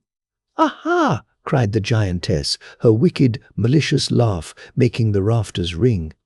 "Then if he be so far away, my words can do him no harm. But should he be within hearing, I decree that half of his body shall wither up, and he shall never recover until he has sought and found me. And you, my sister, be thankful if a worse fate does not overtake you." And, with another peal of mocking laughter, she disappeared. Trembling from head to foot, the queen went to find her son. But, alas! When she led him forth from his hiding place, the curse had fallen upon him, and his left side was shrunk and withered. "Sigurd! Sigurd!" she cried, holding him close and weeping bitterly. "See what has happened, because you would not leave me. Better far that I should have suffered than that this should have fallen upon you. Alas! Alas! What shall we do?" "Mother," he answered bravely, "there is but one thing. I must seek your sister," as she said, "and perhaps, in doing that, I may chance to free you also from their dread visits forever. Tell me what I must do to find her, and let me depart at once before my father returns, lest he see me like this and be angry with you. I grieve to leave you, but it is best, I know. Watch for my return day by day, dear mother, and give me your blessing before I go. Your love will make me strong to bear all that may lie before me." Then Ingebjorg took a large ball of wool out of a chest and gave it to her son, with 3 golden rings. "As soon as you let this ball fall to the ground," she said, "it will go on rolling till it reaches some rocks. Follow it till it stops, and one of the giantesses will come forth. Do not lose heart. Do whatever she wishes you to. She will draw you up onto the rock where she stands, and you must salute her and present her with the smallest ring. When she sees the gold, she will be delighted and will challenge you to wrestle with her. When you get exhausted, she will offer you a drink out of a horn, and I have prayed that the strength of that magic draught will make you the victor in the wrestling match, so that she will allow you to depart next day. My other 2 sisters will behave in the same manner. But be brave and fearless, and remember what I tell you. One thing, dear son, keep ever in your mind, as you love me. If at any time my dog comes suddenly to you, puts his paws on your knees, and looks up at you while tears run down his face, hasten home. Let nothing stay you, for my life will be in danger. Do not forget your stepmother, Ingebjorg." Many times Sigurd embraced the queen before he at length left her on his dangerous journey, and as he looked back for a last farewell, he saw her tall, graceful figure still standing watching him at the entrance of the palace. He knew she was wondering if she should ever see her beloved son again, and his heart was very heavy at leaving her in such grief. Directly he was out of sight of the palace, he threw the ball on the ground and eagerly followed its winding course. Towards sunset he found himself in a wild and rocky region, and at length the ball led him to the foot of a precipitous rock, on the summit of which sat the first giantess. "Ha!" she cried, "this is splendid. Here is Sigurd, the king's son. He shall be my meal tonight. Come up, comrade. Come hither. Thou art not afraid of a woman, I feel sure." With these mocking words she reached down a long boat-hook and drew him up beside her. Sigurd greeted her bravely and presented her with the smallest of the golden rings. When she saw the gold, the giantess was delighted. "Ah, now thou shalt wrestle with me," she cried, and they began. Sigurd fought bravely, and when she saw him getting tired, she gave him a draught of mead, which made him so strong that he came off victor in the end, and she let him go. The next day, bidding her farewell, he again followed the ball till it reached another high rock. There sat the second giantess. She greeted the youth in the same fashion as her sister, pulled him up beside her, and was so delighted at the gift of the ring that she too offered to wrestle with Sigurd for the victory before making her meal off him. Again, as he got exhausted, he was offered a drink of mead from a huge horn, and was able to throw his opponent to the ground with one hand.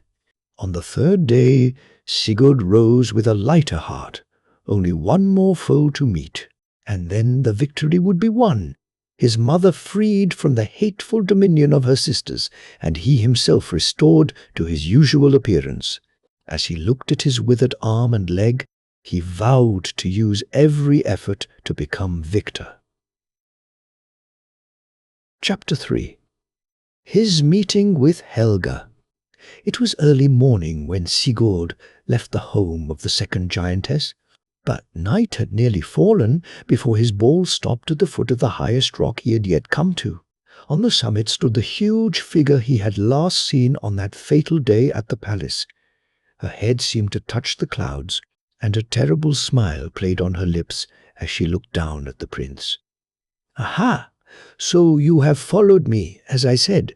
Up, comrade, up!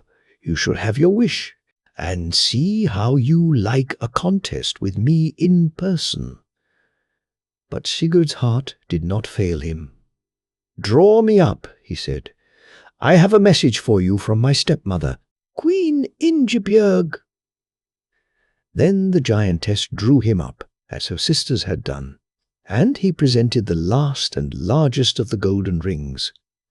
This pleased her immensely, and she proposed that they should at once wrestle for the victory, without waiting any longer.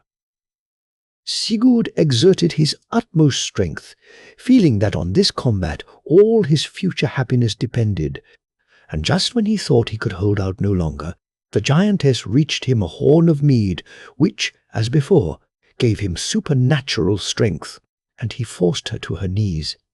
In a moment he felt that his withered side was healed. The glow of perfect health came over him, and he could have sung aloud and danced for joy. "Thou hast conquered, Sigurd, the king's son," the giantess said, "conquered in fair fight. I am no longer thine enemy. My power over thee is gone forever. Now, go forth. Not far from here is a lake. There thou wilt see a maiden rocking herself in a boat. Give her this small ring, and it will be of use to thee. Thou art a brave youth, and I have done that for thee, which I would not do for anyone else. Thy strength is now fully restored to thee, and thou shalt succeed in all thine undertakings. With grateful thanks, Sigurd bade her farewell and took his way to the lake she had told him of. All through the night he went on, and when the morning sun arose, he saw the glitter of its rays on the water. As he reached the shore, he beheld a lovely girl in a tiny green and gold boat, gently rocking herself to and fro on the waves, close to the edge of the water. Sigurd approached, doffed his cap, and ventured to ask her name. "My name is Helga," she said, "and I live yonder with my father," pointing to a castle in the distance. Then Sigurd showed her the ring he had received from the giantess. "I have come all this way to give it to you," he said. "Fate has decreed that we are to be great friends. Will you accept it and wear it always?" "I have no friends," Helga answered. "I will gladly have you for one. And wear your ring." So he placed it on her finger, and they rowed in the little boat and wandered about the woods on the shores of the lake until the sun began to sink behind the hills. "Alas!" cried Helga as she saw the slanting rays, "it is getting late. I must away home." "I will come too," Sigurd answered. "No, no," she cried in a terrified voice. "My father allows no stranger to enter our home. He would certainly kill you if he found you. No, you must not come." And she set off running. Sigurd ran too and came up with her just as they reached the door. Helga put out her hand, the one which bore the ring he had given her, to stop him. In a moment the young prince had disappeared, and where he had stood there was now only a huge bundle of wool. Helga then realized that the ring he had given her was a magic one, which she must use for his protection. She at once lifted up the bundle of wool in her arms, carried it into the castle hall, and threw it up on a high shelf. At that instant her father came striding in. He was a giant of great size. Taking no notice of his daughter, he began searching in all the corners, and finding nothing, cried out in an angry voice, "Where has he gone?" "What was that I saw you carrying, child?" "Only a bundle of wool, father," Helga answered, as fearlessly as she could. "Ah, it must have been that, but I thought I saw someone with you," he muttered, and soon after retired to his room. The next morning, when Helga went out as usual, she carried the bundle of wool with her, and when she reached the boat, she touched it with her ring, and Sigurd regained his natural form. They rowed to a more distant part of the lake and spent another happy day together. Sigurd told Helga all about his stepmother and his love for her. "I owe everything to her kindness," he said, "and I shall never be really happy till I have finished this journey and returned to her. Even when I am with you, I dread lest evil may have overtaken her in my absence. But the giantess sent me here for some end, which I must wait to perform. My mother is the most beautiful woman I have ever seen, except you." Helga, in her turn, told him of her lonely life with her fierce old father, and of how she had always longed to have someone of her own age as a companion. "But what shall I do when I am left alone again?" she asked, with tears in her eyes. "Be comforted," Sigurd said, as he took her hand in his. "I must return to my stepmother, but I will come again, and take you away with me to my own home." As they returned, Helga said, "Tomorrow we shall have more freedom, for my father goes to a great gathering of giants, and I will show you over the castle in his absence." When they reached the house, Helga touched him with her ring, and once again Sigurd became a bundle of wool, and passed the night on a shelf in the hall. Next morning, almost at break of day, Helga's father departed, and Sigurd was enabled to resume his natural form at once. They walked and talked for some time, and then Sigurd reminded Helga of her promise to show him over the castle. She produced a huge bunch of keys, and together they passed through room after room, each one more beautiful than the last. "And what is that key for?" asked the prince, pointing to a very strange one, which Helga had not yet used. "That is my father's secret room. The key is of a different pattern to all the others." "It is, indeed. But surely you will not refuse to let me see that room also?" And as he spoke, they passed to a door strongly studded with great iron nails. He entreated Helga not to refuse his request. "This, I am sure, is the door." "Yes, you are right. But if I open the door, you must only just peep in, for I myself am terrified to go inside." "Nothing can hurt you while you are with me," Sigurd said, placing his arm round her, and, with trembling fingers, Helga fitted the key into the massive lock and opened the door a couple of inches. But Sigurd pushed it wide open and boldly stood in the doorway. There he saw a magnificent horse, richly caparisoned, eating golden hay, while suspended to the rafters above its head hung a sword sheathed in gold, with these words engraved on the hilt: "Whoever mounts this horse and is armed with this sword, good luck will ride with him." Sigurd entreated Helga to let him ride the horse once round the castle, and to carry the sword in his hand. At first Helga would not hear of it. Something terrible would happen, she felt sure. But the young prince pleaded so irresistibly that at last he won her reluctant consent. The horse, she told him, was called Gulfaxi, the Golden Mane, the sword, Gunfuden, Fighting Blade. Chapter 4. His escape on the wonderful horse, Gulfaxi. Sigurd led the beautiful steed outside the castle, took down the sword, and had just mounted, when Helga came running to him with something in her hand. "Here, I give you a green branch, a stone, and a stick," she said, "else I fear that you may get into trouble. Listen carefully to what I tell you. If, when you are mounted on the horse, an enemy should follow you and threaten to take your life, you have only to throw down the green branch as you ride along, and immediately a dense forest will grow up behind you. Should the enemy still attempt to follow, you have only to strike the stick on the white stone, and a terrible hailstorm will kill all who come after you." As she finished speaking, and Sigurd gathered up the reins to start off, Helga gave a cry of terror. Striding over the brow of the hill, she saw the huge form of her father. "Fly, fly," she said. "Use the steed for your own protection. It is your only chance of life. Save yourself for my sake." Raising his cap in farewell to his young hostess, Sigurd set spurs to Gulfaxi, and as the noble animal put forth his full speed, the prince turned in the saddle and shook his fist at the angry giant. Without staying to question his daughter, the giant strode after his horse, breathing out threats of vengeance. At first he could only just keep them in sight, but, with his gigantic strides, he soon began to gain upon them when the ground grew rocky and hilly.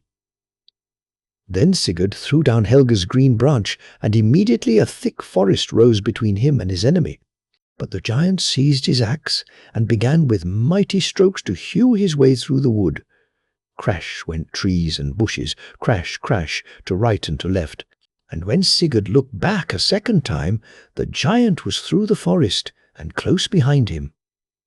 Then Sigurd touched the white stone with his stick, and immediately such a terrible hailstorm broke loose behind him that the giant was killed on the spot, while Sigurd rode on in bright sunshine. The giant dead, Sigurd thought he would return and fetch Helga. But while he was debating which road to take, he saw his stepmother's dog running towards him. The dog was dusty and footsore, and whined piteously as he drew near. Sigurd dismounted and went to meet him. The dog put his paws upon the prince's knee and looked up at him with tears running down his face. Then Sigurd's heart was very heavy, for he knew misfortune was threatening his beloved stepmother. He leapt onto his horse and rode at full speed, taking no rest, either by day or night, till at length he came out of the thick pine woods and saw the palace before him. In the courtyard a great crowd was assembled, and there, fastened to a stake and surrounded by huge faggots, he saw the graceful figure of his stepmother. "Here is Sigurd, Sigurd, the king's lost son," he heard voices say, as if in a dream, as he galloped furiously on.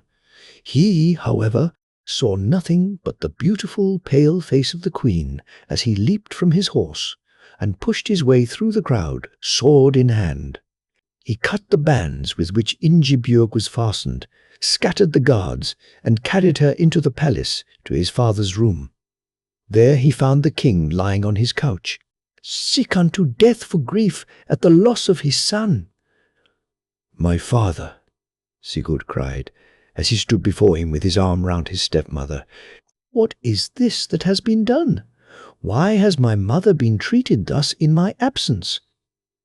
"My son," his father cried, hardly believing that he saw him alive and well before him, "where hast thou been? The people declared the queen had taken thy life, and she was therefore condemned to death, while I was too ill to save her from their vengeance. Forgive me, Sigurd, and beg the queen also to pardon me." And he embraced them both with the utmost affection. Then Sigurd related all his adventures, and how he had freed Ingeborg forever from the hateful power of her sisters. His love for his stepmother was greater than ever, as he heard of all that she had suffered in his absence. He was not happy now when she was out of his sight, and he tried in every way to make up to her for what had passed. He told her, too, of Helga in the castle by the lake, and when she was quite restored to health, he set out, with her blessing and that of his father, to fetch the maiden to his home, as he had promised. Helga was rejoiced to see Sigurd again, for she had watched for him day by day. They brought away all the treasures of the castle, and in a short time there was a magnificent wedding between Helga and Sigurd, the marriage feast lasting a whole month. When the king died, Sigurd and Helga came to the throne, and, guided by the wise counsels of Ingebjorg, the kingdom became renowned far and near for its good rule and the happiness of its people. Lineik and Laufey. In olden days there once lived a king called Ring and his queen Githa, who reigned over a mighty kingdom. They had 2 children, a son and a daughter, who were both almost grown up when my story begins. The boy was called Siegfried, and the daughter Lineik. They were both as beautiful in person as they were gifted in mind. No one in the whole kingdom was their equal, and they loved each other so dearly that the one was never happy when the other one was away. Their father, therefore, had a beautiful palace built for them, where they had as many servants as they wanted, and everything they could possibly wish for. Here the brother and sister lived together very happily until the queen fell ill, and feeling her end was drawing near, she called the king to her bedside. "Dear husband," she said, "we have lived very happily together, but now my end is drawing near, and, before I die, I hope you will grant 2 requests I wish to make. First, if ever you marry again, do not choose your wife from any small village or lonely island, but bring your bride from one of the large cities in the neighboring kingdoms. If you do this, good fortune will attend you. Secondly, never let any one or anything come between you and our dear children. They will bring you good luck and happiness if you always let them stand first in your love and affection." When the queen had spoken these words, she lay back and died. The king was very grieved at her death. He sorrowed so greatly that he never left his room and would not see anyone, and all the affairs of the kingdom came to a standstill. Then one day the prime minister came to him and told him that there would be a rebellion, and that the country would go to ruin if he continued to shut himself up instead of attending to the affairs of his kingdom. "It is far more kingly," he concluded, to pull yourself together and try and overcome your grief for the sake of your people than to sit alone and lament. Besides, why should you not look around for another queen, who will be worthy to succeed your late consort?" "Alas, that will be no easy task," said the king, sighing deeply. "I will not, however, gainsay your words. As, however, such is your advice, it is best that the responsibility of the choice should also be yours. I therefore empower you to find me a bride worthy to share my throne and be a successor to my late wife. I only make one stipulation. You must not seek her in any small village or lonely island, but from some large neighboring state." The minister, delighted that he had at last roused the king and filled with the importance of his mission, promised to bear in mind the king's instructions and set about preparing for the journey. The king provided him with a magnificent outfit and a large and imposing following, and started him on his journey. When they had sailed for about 3 days on their way to the neighboring kingdom, suddenly a thick white fog arose. They could no longer see where they were going, and for a whole month they sailed about first in one direction, then in another, for they had lost all reckoning. Whichever way they steered their vessels, no land was in sight, and they were beginning to lose all heart, when at length, one day, they saw a faint grey line on the horizon. Gradually, as they came nearer, they could distinguish hills and trees, and finding a nice gently shelving beach in a sheltered nook, they ran their boats ashore, and landing, pitched their tents on the strand. But not a single human being was in sight. All was perfectly still, and they thought they must have landed on a desert island. While the men, tired with their exertions, were resting, the minister decided to go on a little way inland and explore. And as the sun was now very hot, for it was about midday, he bent his steps towards a forest he saw some little way ahead.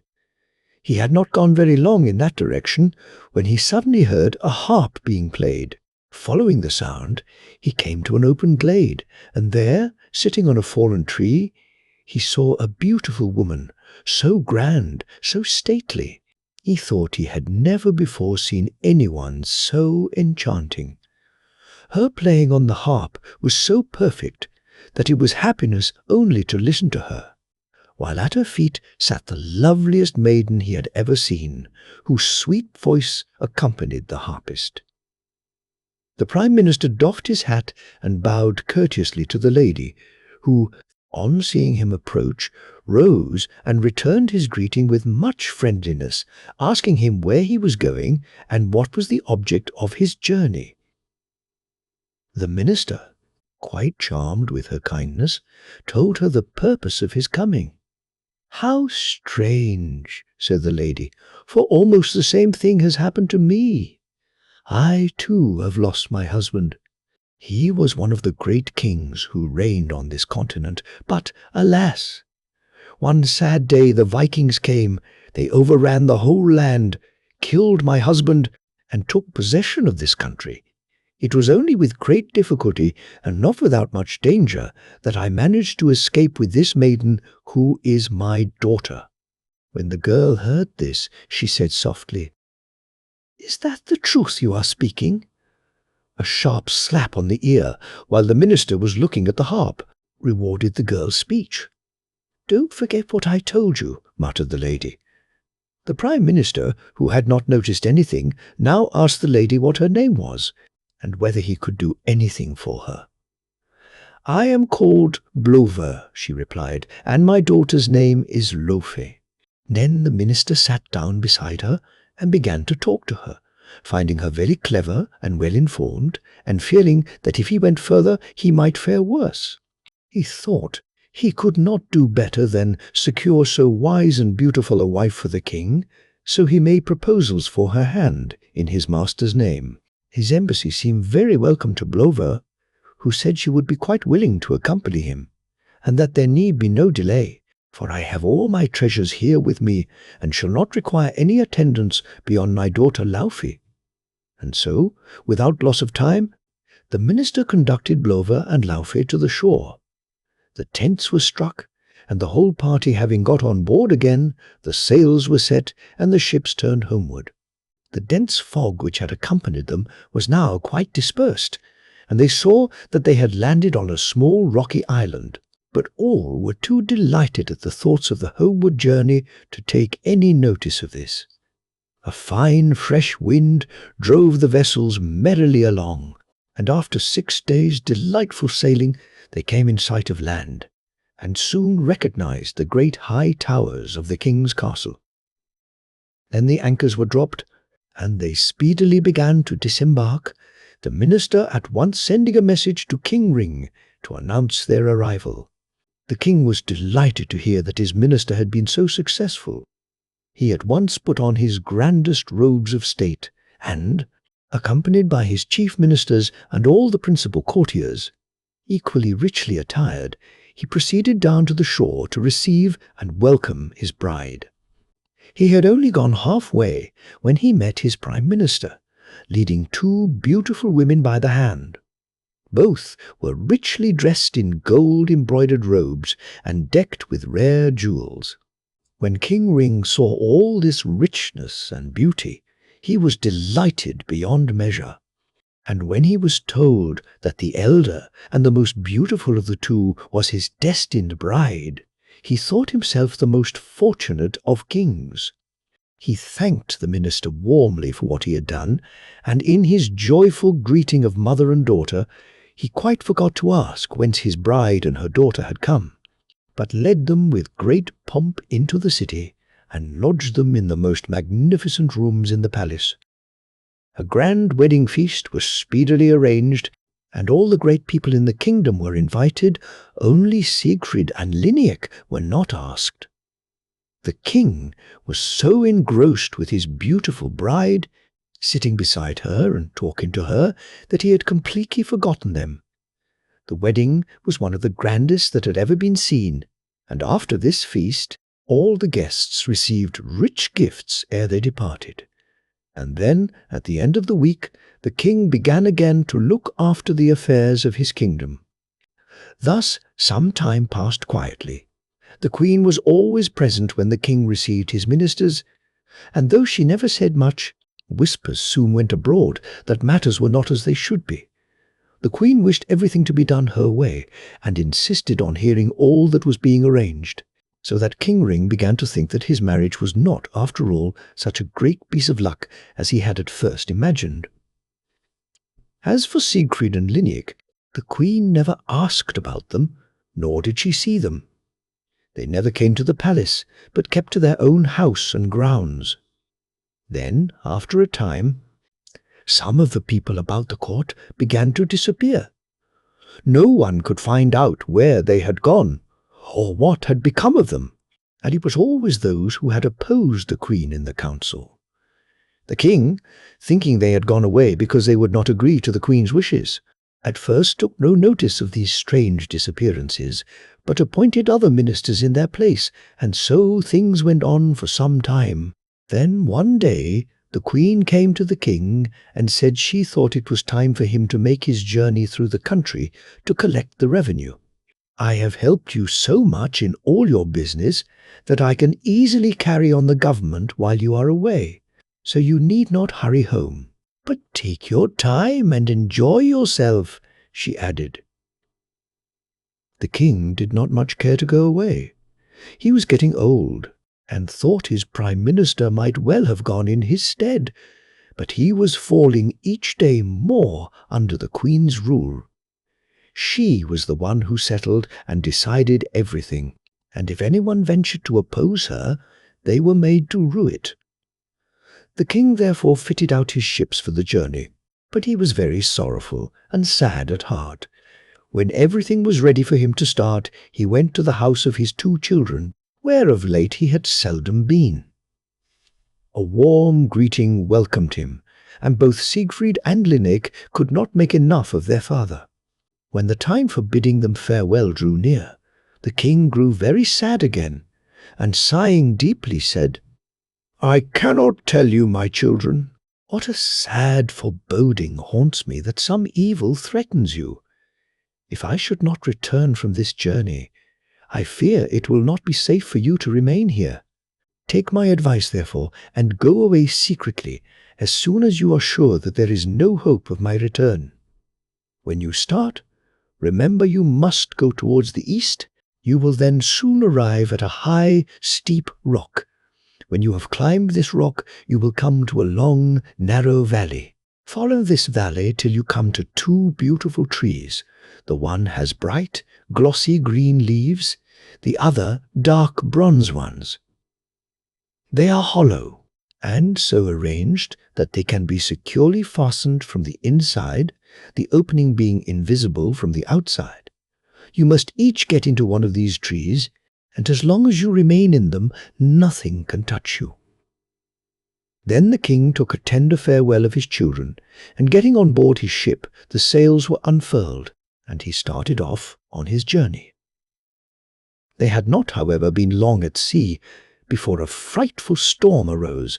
Peals of thunder rent the air, the lightning flashed incessantly, and the wind and rain lashed the sea till the waves rose mountains high and engulfed the ships, so that the king and all on board the ships were drowned. That same night of the storm, Prince Sigurd had a strange dream.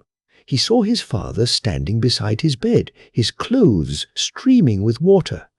Bending over his son, he took the crown off his head and placed it beside Sigurd on the pillow, and then passed silently away.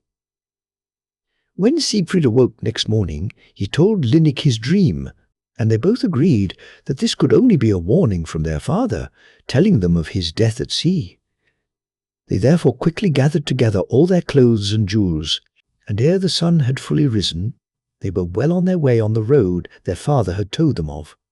When they reached the foot of the hill, they looked back, and there they beheld their step-mother in the distance, following them. She looked so fierce and angry, and so big, that she appeared more like some terrible giantess than an ordinary woman. Fortunately, they had passed the wood at the foot of the hill, so they set fire to this, and the flames rose so quickly and brightly that their stepmother was unable to pass it, and had to go round.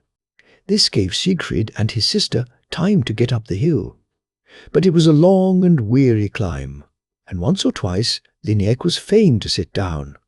But Sigurd took her up in his arms and carried her till she was again able to walk. At last they reached the narrow valley in which stood the two trees their father had told them of. Lineik chose the one with the bronze-coloured leaves, and Sigurd, having seen her safely fastened in, got into the other tree, drawing the opening to after him. But though no one could look into the trees, the rough, thick bark grew in such cunning twists and turns that those inside could see everything that happened outside, and the brother and sister were thus able to talk to one another. About this time there reigned a great and powerful king in Greece called Menelaus. He had two children, a son called Tellus and a daughter called Hebe. They were beautiful, clever, and good, and it would have been difficult to find their equals in all the land. When Tellus grew to man's estate, he distinguished himself by many brave and noble deeds during his numerous warlike expeditions, which often carried him far away into foreign lands. And while thus travelling in search of adventures, he had more than once heard of Princess Lineik, who, it was said, surpassed all other women in beauty, wit, and goodness. So he determined to try and win her for his bride. When he neared the island of King Ring, the wicked queen, who by her enchantments was aware of his coming and also his reasons for so doing, prepared to receive him with all honour. Dressing herself in her most magnificent garments, she ordered Laufey to do the same, and then went down to the shore with her maidens to receive him. The prince, on landing, greeted her with great respect, and asked after King Ring, whereupon the queen, drawing forth her handkerchief, pretended to wipe away her tears, and told him that the king and all his attendants had perished at sea in a frightful gale, and declared she could never get over her great loss. "And where is Princess Lineik?" asked Tellus. "This is my dear stepdaughter," replied the queen, drawing Laufey forward, who, ashamed and angry, had kept in the background. The prince seemed much surprised, for though Laufey was very pretty, yet from the fame of Lineik's beauty he had pictured the latter as much handsomer. But the queen, seeing his disappointment, said he must not be surprised that the dear child looked pale and sad, having lost both father and brother at one blow. Prince Tellus thought this was but natural, so he formally demanded the princess's hand in marriage. As may well be imagined, he did not meet with any opposition from the queen, who said she would hurry on the preparations. But Prince Tellus said he had promised his father that the marriage should take place in Greece with all due splendor, and that the princess must therefore return with him. The queen offered to accompany them, but this the prince would not consent to. So Laufey and her maidens were escorted to the prince's ship, and they set sail for Greece, leaving Brunhild behind, greatly to her chagrin. They had not sailed far when a dense white mist overtook them. The steersman lost his reckoning, and when at length the fog lifted, they found they had sailed up a beautiful fjord. The mountains with their snowy tops rose steeply on each side at the entrance. But as they got further in, the fjord widened, and grassy slopes shelved down to the golden sands. The prince ordered a boat to be lowered, and getting in, they rowed on till they came to the entrance of a narrow valley in which stood 2 beautiful trees. The prince landed to look at them. He had never seen anything like them before, and nothing would satisfy him but to have them cut down and carried on board his ship to take back to Greece. No sooner were they brought on board than the fog lifted. The sails were immediately unfurled, and the homeward journey was speedily effected. On his arrival, Prince Tellus at once led Laufey to the palace, where she was received with all honor. He gave her up his own magnificent rooms, which looked on the court where the great fountains played, and the beautiful doves circled amid the fruit and flower-laden trees and shrubs. Here Laufey was to spend her days, while at night she retired to the women's apartments under the care of the queen. The 2 beautiful trees, however, Prince Tellus declared he could not part from, so he had them placed in his room, one at the head and the other at the foot of his couch. Meanwhile, the preparations for the wedding went on apace. The prince, according to the custom of the country, then brought Laufey, believing she was Lineik, 3 pieces of rich silk, to make him 3 tunics. One was blue, the other was red, and the third one was green. She was to make up the blue one first, then the red one, and last of all the green one, which was to surpass both the others in richness and beauty of design. "For," added the prince, "the green one is the one I shall wear on our wedding day." Laufey took the 3 bits of stuff, and the prince departed. But no sooner had he closed the door than, sitting down on the couch between the 2 trees, she burst into tears. Oh, what was she to do? Brunhild had never taught Laufey anything, but just let her grow up as she would, so how could she, who had never had a needle in her hand, make up or embroider these beautiful stuffs? And if the prince discovered how ignorant she was, would he not send her away with scorn and laughter, or perhaps even have her put to death for her deception? And the poor girl sobbed and cried as if her heart would break. Now, as has already been mentioned, Siegfried and Lineik were inside the 2 beautiful trees. They could therefore see all that passed in the prince's chamber, and when they heard poor Laufey's lamentations, Siegfried was so touched at sight of the girl's tears that he said to his sister, "Sister Lineik, Laufey weeps. Oh, have pity on her, and assist her with her task." Then Lineik replied, "Hast thou forgotten, O brother, all Brunhild's wicked deeds, and how she endeavoured to kill both you and me?" But after a while Lineik consented, and creeping forth from her tree, greatly to Laufey's surprise, she told her who she was and how she came there. Then, sitting down beside her, helped her so effectually with her skilful fingers that the tunic was soon completed, greatly to Laufey's delight. Lineik crept back into her tree, and when Prince Tellus appeared, she showed him the garment. "I have never seen so prettily worked a tunic," he said, greatly pleased. "Now take the piece of red silk, and let that be as much more finely embroidered as the stuff itself is richer." But when Laufey found herself confronted with this fresh piece of work, all her courage fled. How could she carry out the prince's wishes? And she began to cry. Then Siegfried again called to his sister. "Sister Lineik, Laufey weeps. Oh, have pity on her, and assist her with her task." And again Lineik answered, "Hast thou forgotten, O brother, Brunhild's wicked deeds, and how she used all endeavours to kill both you and me?" Nevertheless, after a while, she again consented to help Laufey, and leaving her tree, she sat down beside her, cut out and made up the red tunic, devoting even more care and skill than on the first one. All the seams were embroidered in gold thread, and precious stones bordered the neck and skirt. When it was ready, she gave it to Laufey, while she herself slipped back into her tree.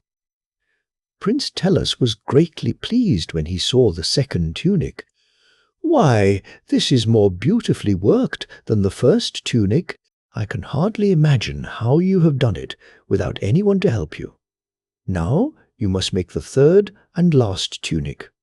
I will give you 3 days to finish it, and remember that this tunic must surpass both the others in beauty of design and richness of embroidery, for I shall wear it on our wedding day." After the prince had gone, Laufey sat down on the couch and felt very sad. How could she hope that Lineik would again help her? She had done so twice, notwithstanding all the ill the queen had intended against her and Siegfried, and it was too much to expect her to aid her again, and, thinking thus sadly, the tears streamed down her cheeks. But Prince Siegfried was so touched by the poor girl's grief that he again said to his sister, "Lineik, sister, Laufey weeps. Oh, have pity on her, and assist her with her task." And again Lineik replied, "Hast thou forgotten, O brother, all Brunhild's wicked deeds, and how she used all her arts to kill both you and me?" Nevertheless, after a while, she again consented to help Laufey, and leaving her tree, she sat down beside her, and with her deft, clever fingers the work made rapid progress, and seemed to grow under her hands. This time she spent even more care and skill on the garment, and when, on the 3rd day, it was finished, there was hardly any portion of the original stuff visible, so thickly was it covered with rich gold and silver scrolls and flowers, starred with rare and precious stones. Lineik and Laufey were so occupied admiring their work as they sat together on the couch that they did not hear the lifting of the curtain behind them, as Prince Tellus suddenly entered the room. Lineik, with a cry, started up hastily and was about to slip back into her tree, but the prince sprang after her, and taking hold of both her hands, led her back to the couch, where Laufey sat in fear and trembling. "I have long had my suspicions that some mystery was at work here," he then said, and, seating himself between the two girls, he continued, "Nay, do not fear me, but," turning to Lineik, "tell me your name, and who you are, and how you came here." So Lineik told him who she was, and all about her home, and how she and her brother Siegfried had come in his ship. And as he sat and listened to her, Prince Tellus thought he had never seen anyone so beautiful and clever as Lineik. She was just like what he had always pictured her to himself. Then, casting an angry glance at Laufey, he told her she deserved to be put to death for her deception of him. Then Laufey threw herself on her knees before him, and prayed for forgiveness, in which Lineik joined most heartily. "I only deceived you about the work of the tunics," continued Laufey, "for Lineik forbade me to say who had really worked them. You may remember that I never said I was Princess Lineik. It was Queen Brunhild, my mother, as she called herself, who thus deceived you." And while they were thus talking, Prince Sigurd came forth from his tree, whereupon there were fresh explanations and much rejoicing that the mystery was explained. And Prince Tellus lost no time in claiming the hand of the rightful Princess Lineik. But Lineik said she could not promise to marry anyone till her wicked stepmother, who had wrought such ill to everyone, was driven forth from the kingdom she had usurped. And now Laufey had a wondrous tale to tell. Brunhild was no queen, but a wicked ogress who reigned over the lonely island where the Prime Minister had found her. There she had lived in a huge cave, together with other giants and ogres. "I also am a king's daughter," continued Laufey, "but Brunhild, with great skill and cunning, stole me away one day when I was playing in the fields with my little companions.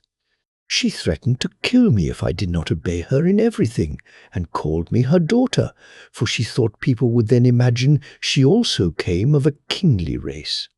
It was she who killed your father," continued Laufey, turning to Sigurd, "and all those people at your court who disappeared so mysteriously were eaten by her at night, for all ogres love human flesh. Her object was to get rid of all your chief people, and then bring over her friends the giants from the stony island, so that they might all live in your rich and fruitful kingdom." When they had heard this tale, Siegfried said he must at once return home and save his country from the giants. Prince Tellus declared he would accompany him, for it was an adventure quite after his own heart. So they got together a large force, and setting sail, a favourable wind speedily brought them to the island, where they landed, and surrounded the castle before Brunhild had even heard of their arrival, for very few people were about, the greater portion having been killed by Brunhild, and the rest having fled and hidden themselves to escape from the wicked queen. So there was but little attempt at defence, and Brunhild was taken prisoner. When she saw that her wicked plans had been discovered, and that there was no hope of escape, she screamed and raved like a mad woman. But her wicked deeds deserved no pardon. She was condemned to death, and her head cut off, after which her body was burnt on a huge funeral pile in the yard of the castle.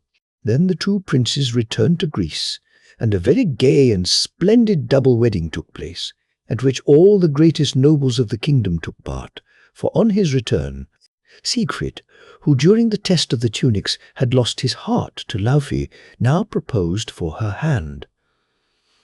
After the festivities were over, he and his fair bride returned to his island, and great were the rejoicings that the kingdom was again under the rule of a just and kind sovereign.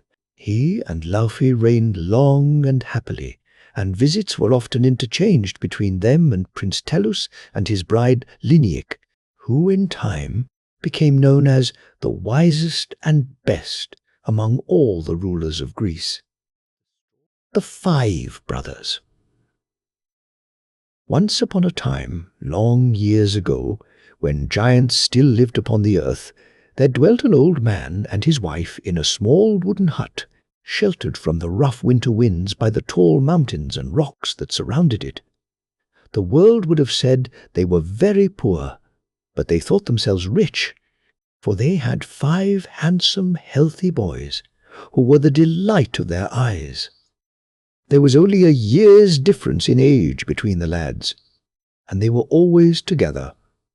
One day, the old couple went to cut grass on a slope some distance off, leaving the boys alone at home. It was a bright, warm morning, and, tired of playing indoors, the children went out into the little garden, and soon their merry shouts were heard echoing from the hills. Presently, up the path towards them came an old woman, feeble and lame. "May an old woman beg for a draught of water?" she said in a weak voice. Stopping their games at once, the eldest boy ran to the well, while the others made her sit down by the door and rest. In a moment he was back with a pitcher of cool, sparkling water. "There, Granny," he said, "that will refresh you. I let the bucket run down ever so far to make the water nice and cold." The old dame thanked him heartily, and, having quenched her thirst, asked what their names were. The boys laughed merrily. "We have no names," they said. "We are all so near in age that we do everything together. And when father or mother want anything, they just call out, 'Boys,' and there we are, always at hand." "You have kind hearts," the old woman said. "You are good to the aged and feeble." "I was nearly dying of thirst, and could not have gone further without your help. Would that I could reward you as I should like. Alas, I have not the power. But one thing I can do for you. You shall no longer be nameless. I am going to bestow a name on each. You, my young cupbearer," turning to the eldest boy, "shall be called Watchwell. Your brothers, Holdwell, Hitwell, Spywell, and Climewell. May these names in the future bring you good fortune, as a reward for your kindness to a poor old woman." Then she bade them good-bye, reminded them once more of their names, told them to act up to them, and turned away down the path. In the evening, when their parents returned, the boys related what had occurred, and repeated the strange names they had been given. The old people were much astonished, and asked where the stranger had come from, and all particulars about her. But the boys could only tell what had happened, and the whole thing would soon have been forgotten had it not been for the names. These they did not forget, and, strange to say, the more they were used, the more the owner of each name seemed to develop the special quality that his name denoted, Watchwell, in addition, constituting himself the general guardian of the five. Was there a burden to carry? Holdwell's strong arms were ready. Did the parents require faggots for the winter? Hitwell would cut a pile up in the dark pine woods on the mountains that gladdened their hearts. Not a rabbit or bird could escape the keen eyes of Spywell, and by constant practice little Climewell could scale the steepest cliffs along the fjord. Years rolled on. The bright boys had grown up into tall, handsome young men, and all this time they had never crossed the high rocky hills that walled in their valley, never seen the great world that lay outside. But now that they were men, a great wish was rising in their hearts to go forth from the old home and play their part among other men. The old people gave them their blessing, and bade them continue to stand by one another as they had ever done, for, if they only did that, there was nothing they could not achieve. And so the young men departed, following the steep track over the high mountains at first, and then gradually leaving the hill country behind them, as they went ever onwards. Sometimes they rested at a farmhouse, sometimes in a village, but nowhere did they find any permanent work. Many a farmer would gladly have engaged Watchwell and Spywell to guard his flocks, but he had no employment for Holdwell and Climewell, and when the two last could have joined the village lads in fishing or seabird hunting, there was, again, no post for the other three. Still, they would not be discouraged. They had stout hearts and strong limbs, and the good fortune they sought must be found elsewhere. So on they went, climbing high mountains and fording swift rivers, till at last they entered an interminable dark pine wood with a tangled undergrowth of brambles and tall ferns. Hitwell cleared a path before them, and at length they emerged on a vast plain. The sun was setting and pouring a flood of crimson, gold, and purple over the scene before them. The rays lit up the tall spires and high grey walls of a large city, and turned the broad, flowing river that encircled it into molten gold. The brothers stood still, entranced. "It must be the city of the king," cried Watchwell at length. "Yes," said Spywell. "Look, there is the royal flag flying on the tower of the palace." They soon traversed the plain, and as darkness began to fall, they arrived at the great drawbridge over the river, and were directed to the palace by the warder. The king received them, and listened to their request for employment in his service. The brothers were such fine, handsome fellows that he was much taken with them as they stood before him. They were very tall, and had bright blue eyes and fair curling hair. He told them that he could give employment to all 5, if they would remain throughout the winter at his court, and watch and guard his daughters at the coming Christmas Eve. "Do not, however, pledge yourselves to stay until you learn the nature of the task that lies before you," he said. "For I have made a vow that the life of the next man who fails in this duty shall be forfeited. Perhaps you 5 brothers, acting together, can be more careful than strangers. Now listen. 2 years ago," he went on, "I had 5 fair daughters, but, alas, the Christmas before last, my golden-haired Elma disappeared mysteriously in the dead of night. Search was made in all directions. No trace of her could be found. Last Christmas Eve, the princess's apartments were carefully watched and guarded. No strangers were admitted. Only old and faithful servants were near them. But when morning came, Irene, my second daughter, was nowhere to be found, nor was there any sign of her captor's footsteps near the window of the room where she slept. I have now made a vow, and I shall keep it, but I also offer a reward. He who defends them faithfully this year shall wed the next eldest princess who would, without his care, have disappeared, and he shall be to me as a son. It will be death or honor. Choose, young men, now, while you are still quite free. We will stay and guard the princesses," they cried with one voice. "It is a task that will call all our qualities into full play. No robber can escape the eyes of Spywell.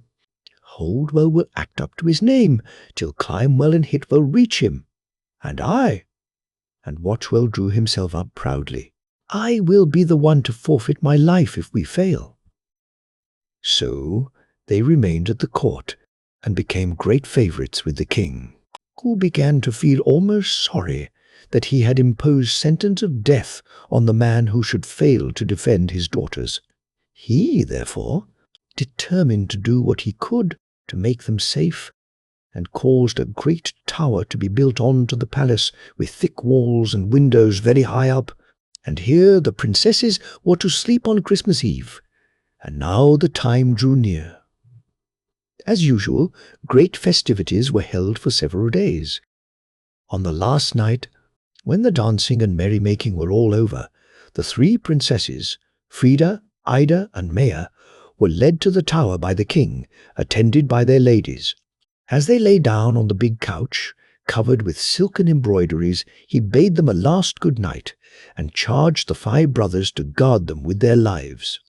Then he left the tower, double-locking the great iron door that led into the rest of the castle. All was still. The brothers lay down on a rough bench in the antechamber, but the door of the princess's room was wide open, and a lamp was kept burning there.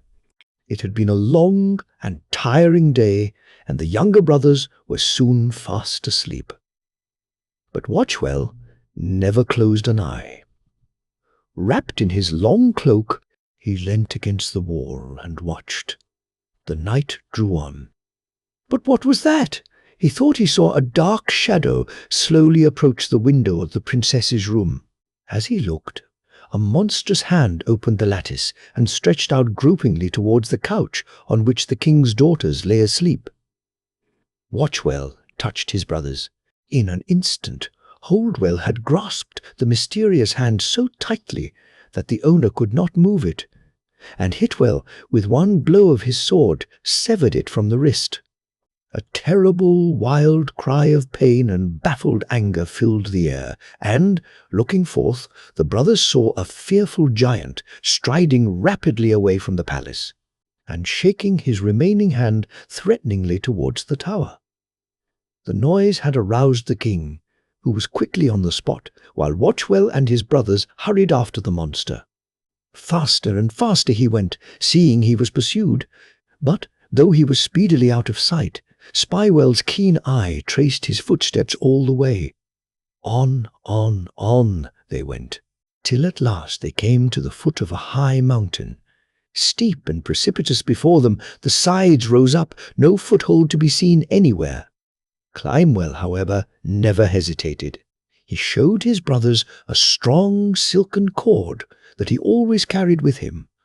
Then, making a bold spring to a tiny ledge he had noticed, he commenced to climb, never taking a false step, till he reached the summit in safety. Then, lowering the silken rope, he drew up his brothers one after the other. When they reached the top, they found an enormous cavern, and just inside the entrance sat a huge giantess on a low stool, crying bitterly. The brothers asked what ailed her. "What matters it to you?" she said, and cried more than ever. But at last she told them that the previous night her husband had lost one of his hands, and she feared he would die, he was in such terrible pain. Then they told her that they could heal her husband if she would let them in, but no one, they said, must be there but ourselves. We must bind all others, lest they should find out the secret of our healing power. The giantess, who was quite as wicked as her husband, and had hoped to entice these young men, by her pretended grief, into the cavern, so as to provide a dinner for herself and her husband, did not at all like the suggestion of being bound. But she thought, perhaps, they might be able to heal her husband first, so she submitted for the moment, comforting herself with the hope that she could easily break the rope and set herself free when the young men had cured her husband. Holdwell bound her with Climwell's strong silken rope, and then they passed into the inner cavern. The giant was lying on his couch, and gave a howl of rage when he saw them. But, crippled by the loss of his hand, he was no match for the young men, who speedily put an end to him. Then they also killed the wicked giantess, who had quite a heap of human bones beside her, and proceeded to explore the inner cavern. They thought it might, perhaps, contain some hidden treasure. But nothing was to be found, and they were on the point of leaving when Spywell descried a small door cunningly let into the rock. Speedily breaking it open, a subterranean passage was seen, leading to another cavern, and there they discovered the two lost princesses, Elma, very pale and emaciated, whilst Irene, who had not been imprisoned so long, was more rosy and not so thin. The giant had evidently intended securing all 5 princesses before eating them. The king's daughters were greatly overjoyed when they saw their noble deliverers and heard that they were prisoners no longer. They quickly departed, Spywell and Climwell having discovered an easier road for them to return by. They arrived at the palace as night was falling, and the joy of the king at having his 5 daughters united once more can well be imagined. A great banquet was hastily prepared, and before the assembled nobles and guests he related the brave deeds of Watchwell and his brothers, and announced that he had decided to wed his 5 daughters to the 5 heroes. "It is but right and fitting that men such as these, brave, noble, and true, should reign over this land when I am gone," he said. "And to whom could I more worthily entrust my dear daughters than to those who have saved their lives?" Never was there so magnificent a wedding feast. It lasted a whole month, and the dresses of the 5 princesses were perfect marvels of gold and silver embroidery and precious stones. Then to each brother was appointed a position in the state which would call his special quality into play. They lived long and happily with their respective wives, greatly beloved and honored by all. And when at length the old king died, Watchwell succeeded to the throne, and his wise and good reign, together with his beautiful and beloved Queen Elma, is still spoken of to this day. Hermod and Hadvor. In the days long ago, there lived a king and queen. They had an only child called Hadvor, who was not only the heiress to the crown, but was also the most beautiful maiden ever seen. Now, the king and queen, having no son of their own, had adopted the child of a friend. The boy was called Hermod. He was about the same age as Hadvor, and equally well skilled in all knowledge that pertains to a young prince. The young people had played together ever since they could remember anything, and the friendship of their childhood only strengthened as they grew older, and they promised to continue true to one another, no matter what might happen. When they were about 18 years old, the good queen sickened, and, feeling that her end was drawing near, she called the king to her bedside. "Dear husband," she said, "I feel I have not long to live.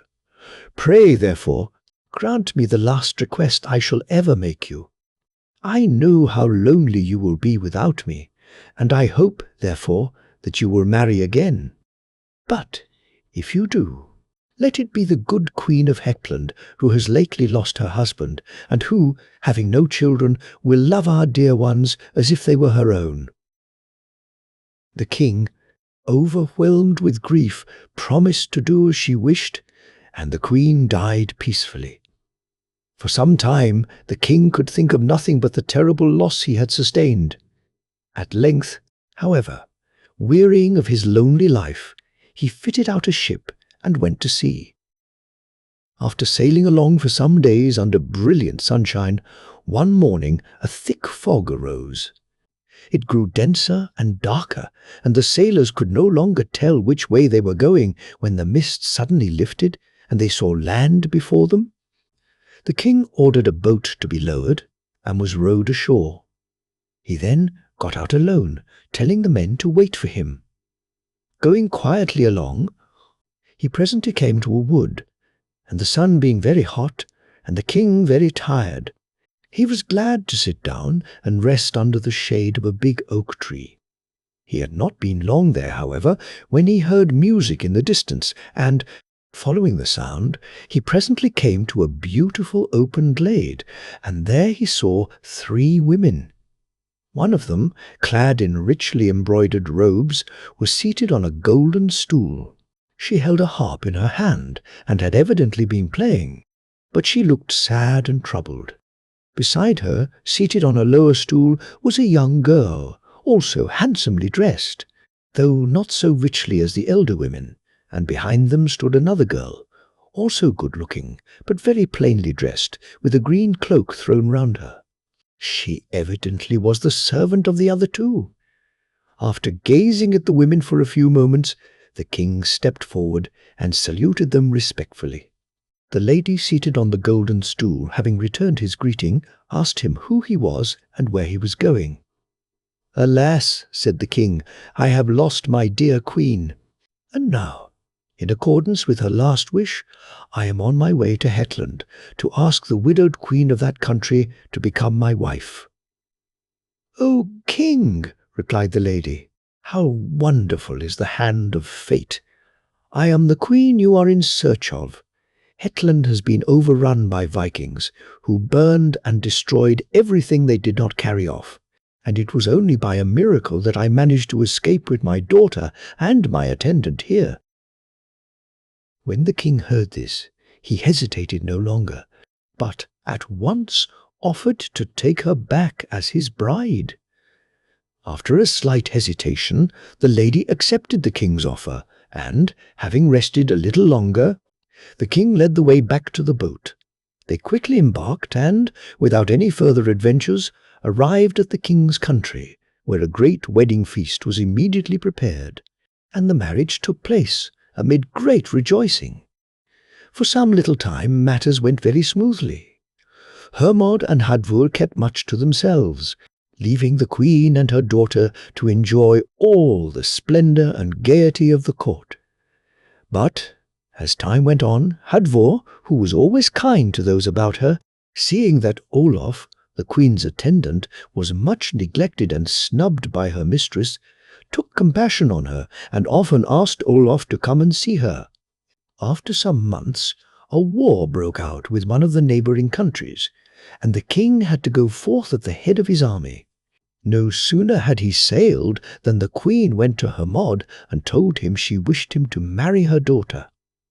"That I cannot do," replied Hermod, "for I love Hadvor, and she alone shall be my wife." Then the queen, finding that no persuasion and no threats had any effect, got very angry. "If you will not marry my daughter," she cried angrily, "neither shall you wed Hadvor.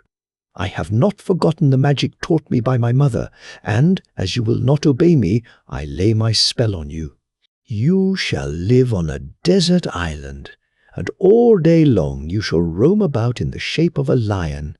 Only after sunset shall you return to your human form, and then you shall think of Hadvor and remember your former life, and thus suffer doubly in looking back on the past. And you shall not be freed from this enchantment till Hadvor succeeds in burning your lion's skin." "I am in your power now," replied Hermod, "but your punishment will overtake you ere long, for I also possess some magic gifts, and, though I am at present powerless, as soon as your wicked spell is broken, which it assuredly will be, you and your daughter, who is as wicked as you are, shall be turned into a rat and a mouse, and you will bite and tear each other till you kill one another." So Hermod suddenly disappeared, and no one knew what had become of him. The queen made a pretense of sending out people to search for him, but no trace of him was found. When Olaf next visited Hadvor, she found her in great grief at Hermod's disappearance. "Nay, do not weep," she said. "The queen, by her wicked enchantments, has caused him to disappear for a time. Both she and her daughter are two wicked giantesses who have only assumed their present form, and, when Hermod refused to marry her daughter, she put in practice her magic arts. She has transported him to a desert island, where he will be a lion during the day, but resume his own form every evening, and this charm will last until you succeed in burning the lion's skin. The queen has also further arranged that you are to marry her brother, a terrible three-headed giant, who lives underground. I, too, have suffered from her arts," concluded Olaf. "She carried me away from my parents' house, forcing me to serve her. Fortunately, however, she is powerless to hurt me, for the green cloak I always wear over my dress was a gift from my godmother, and nothing can harm me while I have it on. Poor Hadvor! She felt very hopeless when she heard of all her stepmother's wicked plots against her, and entreated Olaf, by the love they bore each other, to assist her. This Olaf gladly promised she would do. But first, you must keep watch and guard against the queen's brother," she said. "He lives in a cave beneath the castle, and will rise beneath your chamber some night. You must, therefore, always keep a large pot of boiling pitch ready, and as soon as you hear a great rumbling noise, like an earthquake, and see the ground cracking, at once pour the boiling pitch down the cracks, and this will kill the giant. It is the only thing that can hurt him." About this time, the king returned home from the wars, and was greatly distressed at Hermod's disappearance. He made inquiries and sent out messengers in all directions, but no trace of him could be found, and the queen had to use all her arts to console the king under the loss of his adopted son. Hadvor, meanwhile, remained quietly in her own house. Following Olaf's advice, she kept ready the boiling pitch for the giant, and had not long to wait. One night, shortly after the king's return, she was suddenly awakened by a loud rumbling noise. The ground began to shake and tremble, but Hadvor, having been fully prepared, was not frightened, and summoned her maidens to assist her. Then, as the noises grew louder, and several great cracks appeared in the floor, Hadvor and the girls poured the boiling pitch down the open seams. Then gradually the noises ceased, till everything was perfectly quiet again. The next morning the queen rose up early, and as soon as she was dressed, she hurried to Princess Hadvor's house. There, lying on the ground outside, she saw the dead body of her brother, the giant. "Oh!" cried the queen angrily, "that must be Hadvor's work. But the minx need not think she shall go unpunished and upset all my schemes." And bending over the body of the uncouth monster, she continued, "By my magic power, I will that your body shall be transformed into that of a beautiful prince, and that Hadvor shall be accused of causing your death." With these words, she placed her hand on the giant's body, and immediately it was changed into the likeness of a handsome prince.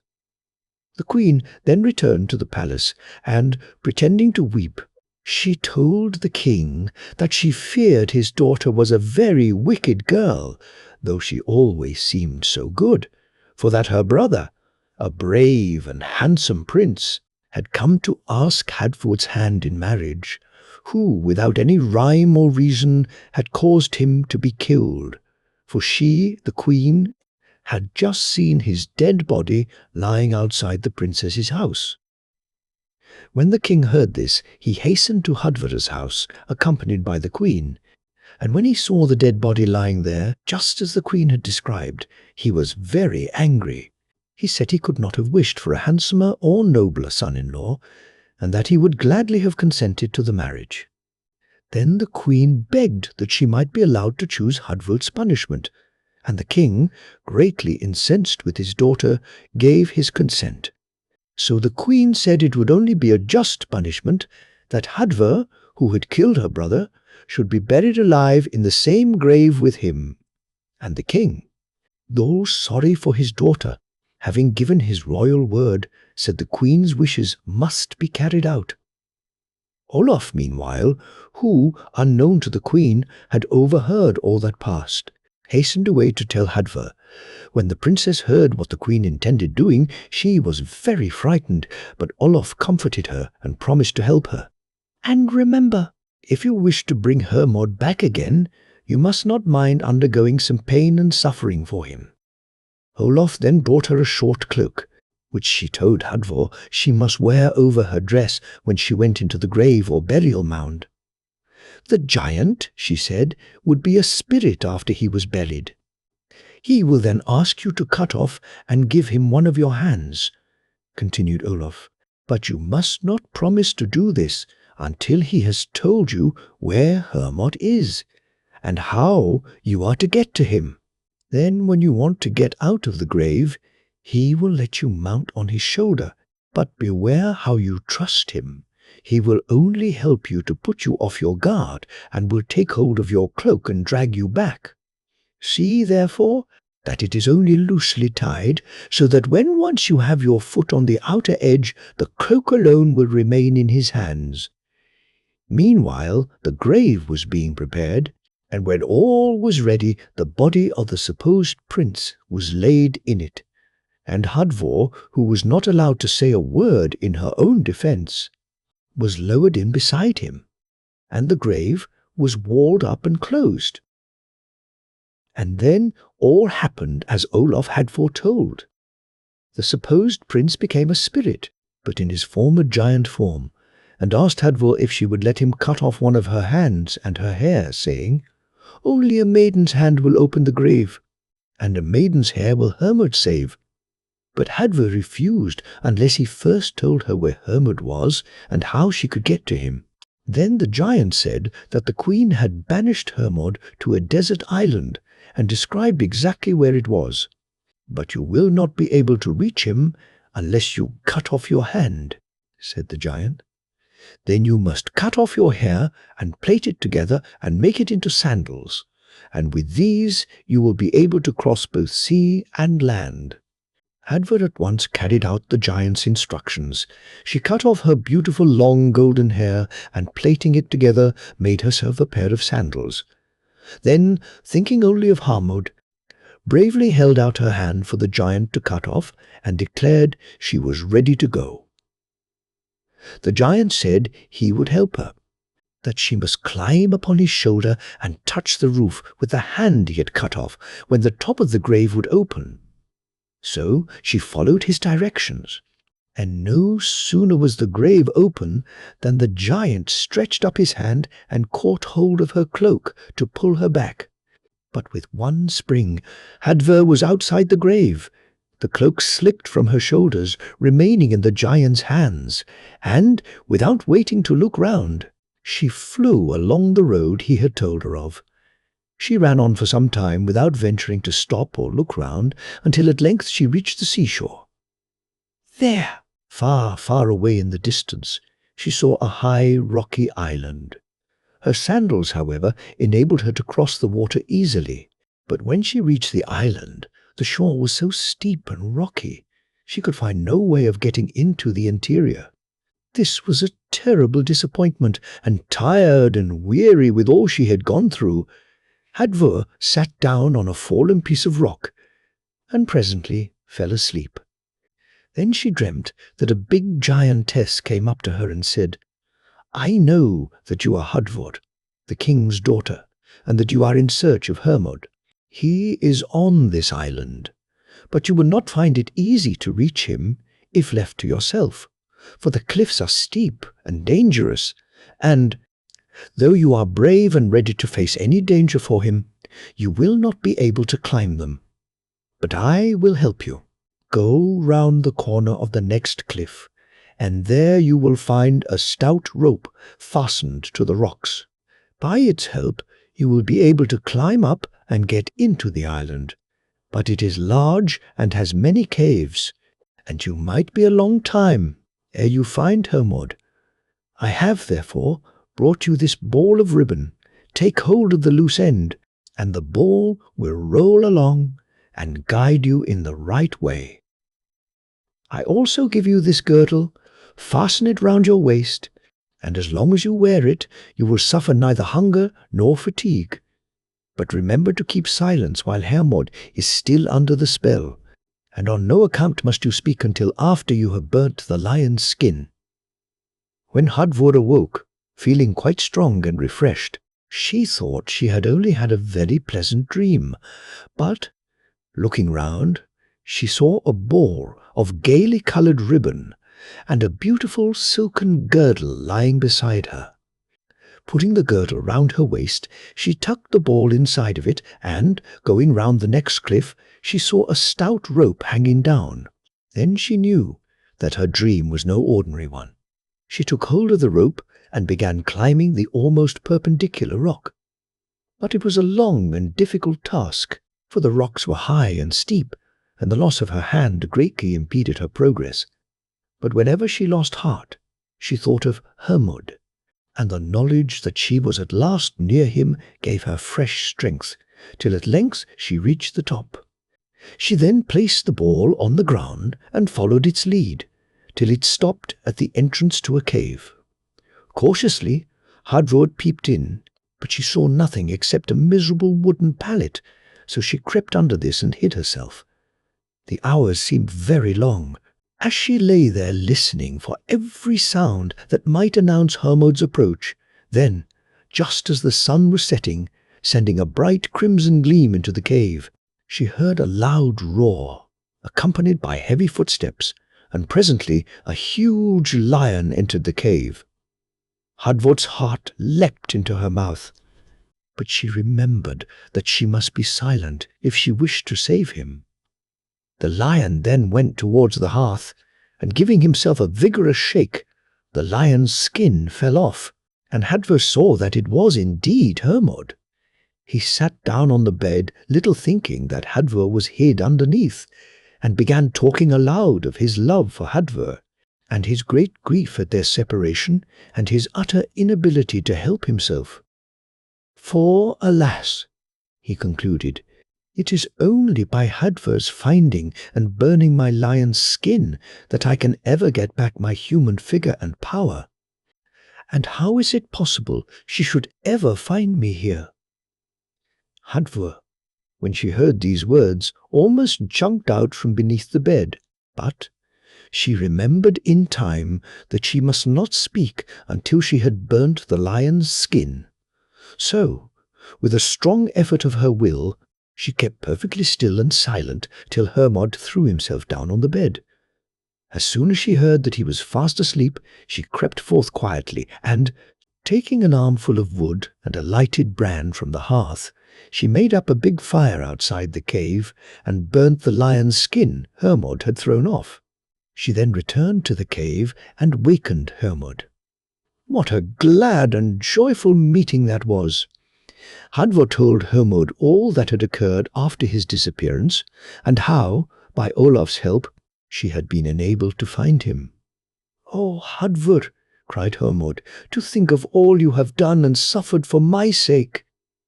And, alas, that you should have lost your right hand. How can I ever make up to you for all you have done?" And gently taking the maimed arm, he pressed his lips to the wrist, when lo! And behold, the hand was restored, and not even a mark was visible to show where it had been severed. Then they began planning how best to return home, and Hadvor told Hermod of her wonderful dream and the gifts she had already received from the giantess. "Surely," she added, "she must live somewhere on this island and might help us again." Hermod said he believed a giantess did live on the island, and that she was called Allgood, but he had never seen her, though she was supposed to watch over people and help them. So they determined to try and find her, and they sallied forth. After a long search, they came to a huge cavern, inside of which sat the great giantess, surrounded by her 15 children. Then Hermod asked her if she would help them to return to their home, telling her how they had been driven forth. "It will not be easy," replied Allgood, "because the giant who was buried with Hadvor will try and throw all kinds of obstacles in your way. He has been changed into a huge whale and swims all round this island, and he will certainly try all he can to kill Hadvor ere she reaches her own country. But I will lend you my ship, for though Hadvor's sandals would carry you across the water, they will not protect you from the giant. He may not know that you are in my ship, but if you see him swimming towards you, I fear your life may be in danger. Then call on me, and I will help you." Hermod and Hadvor thanked the giantess warmly for her good advice and kind offer of help, and getting on board her ship, where they found food and everything they wanted, they left the island happy and hopeful. But ere long they saw a huge whale swimming rapidly towards them. He spouted the water up, yards high, and lashed the sea with his tail as he came near the ship. "Oh, Hermod," cried Hadvor, "that surely must be the wicked giant. Let us call on Allgood to help us." And they both called loudly on the giantess for aid. Immediately, a still bigger whale than the first one appeared, followed by 15 smaller ones. They swam swiftly towards the ship, and when they had completely surrounded it, they turned on the first whale. Then a terrific battle began.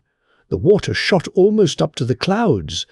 The sea was lashed into such great waves that it seemed as if the vessel must be swamped, and Hermod and Hadvor watched eagerly for the result.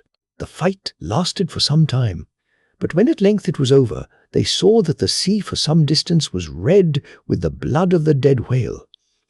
And then the big whale, followed by the 15 smaller ones, swam back to the island, and Hermod and Hadvor reached their own land in safety. Meanwhile, strange events had happened at the king's castle. The queen and her daughter had disappeared, and in their apartments a big rat and a mouse fought all day and night. In vain the servants tried to drive them away. Even if they ran off for a short time, they always came back again and disturbed the whole castle by their cries. Thus some time passed, and the king was once again plunged into grief, not only at the disappearance of the queen, but because these horrid animals left neither him nor his court any peace.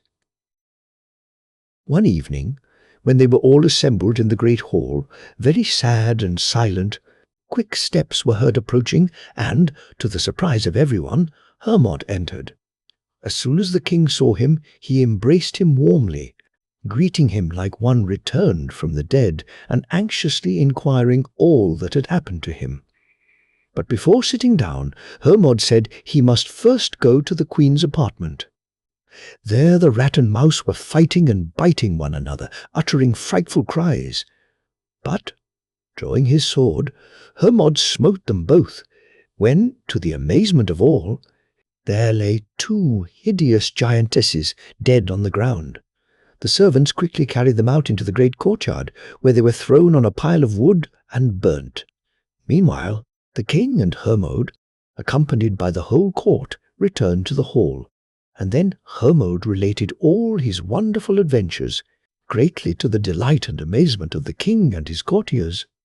And, while they were exclaiming at the wonders of his tale, Hadvor came in, accompanied by Olaf.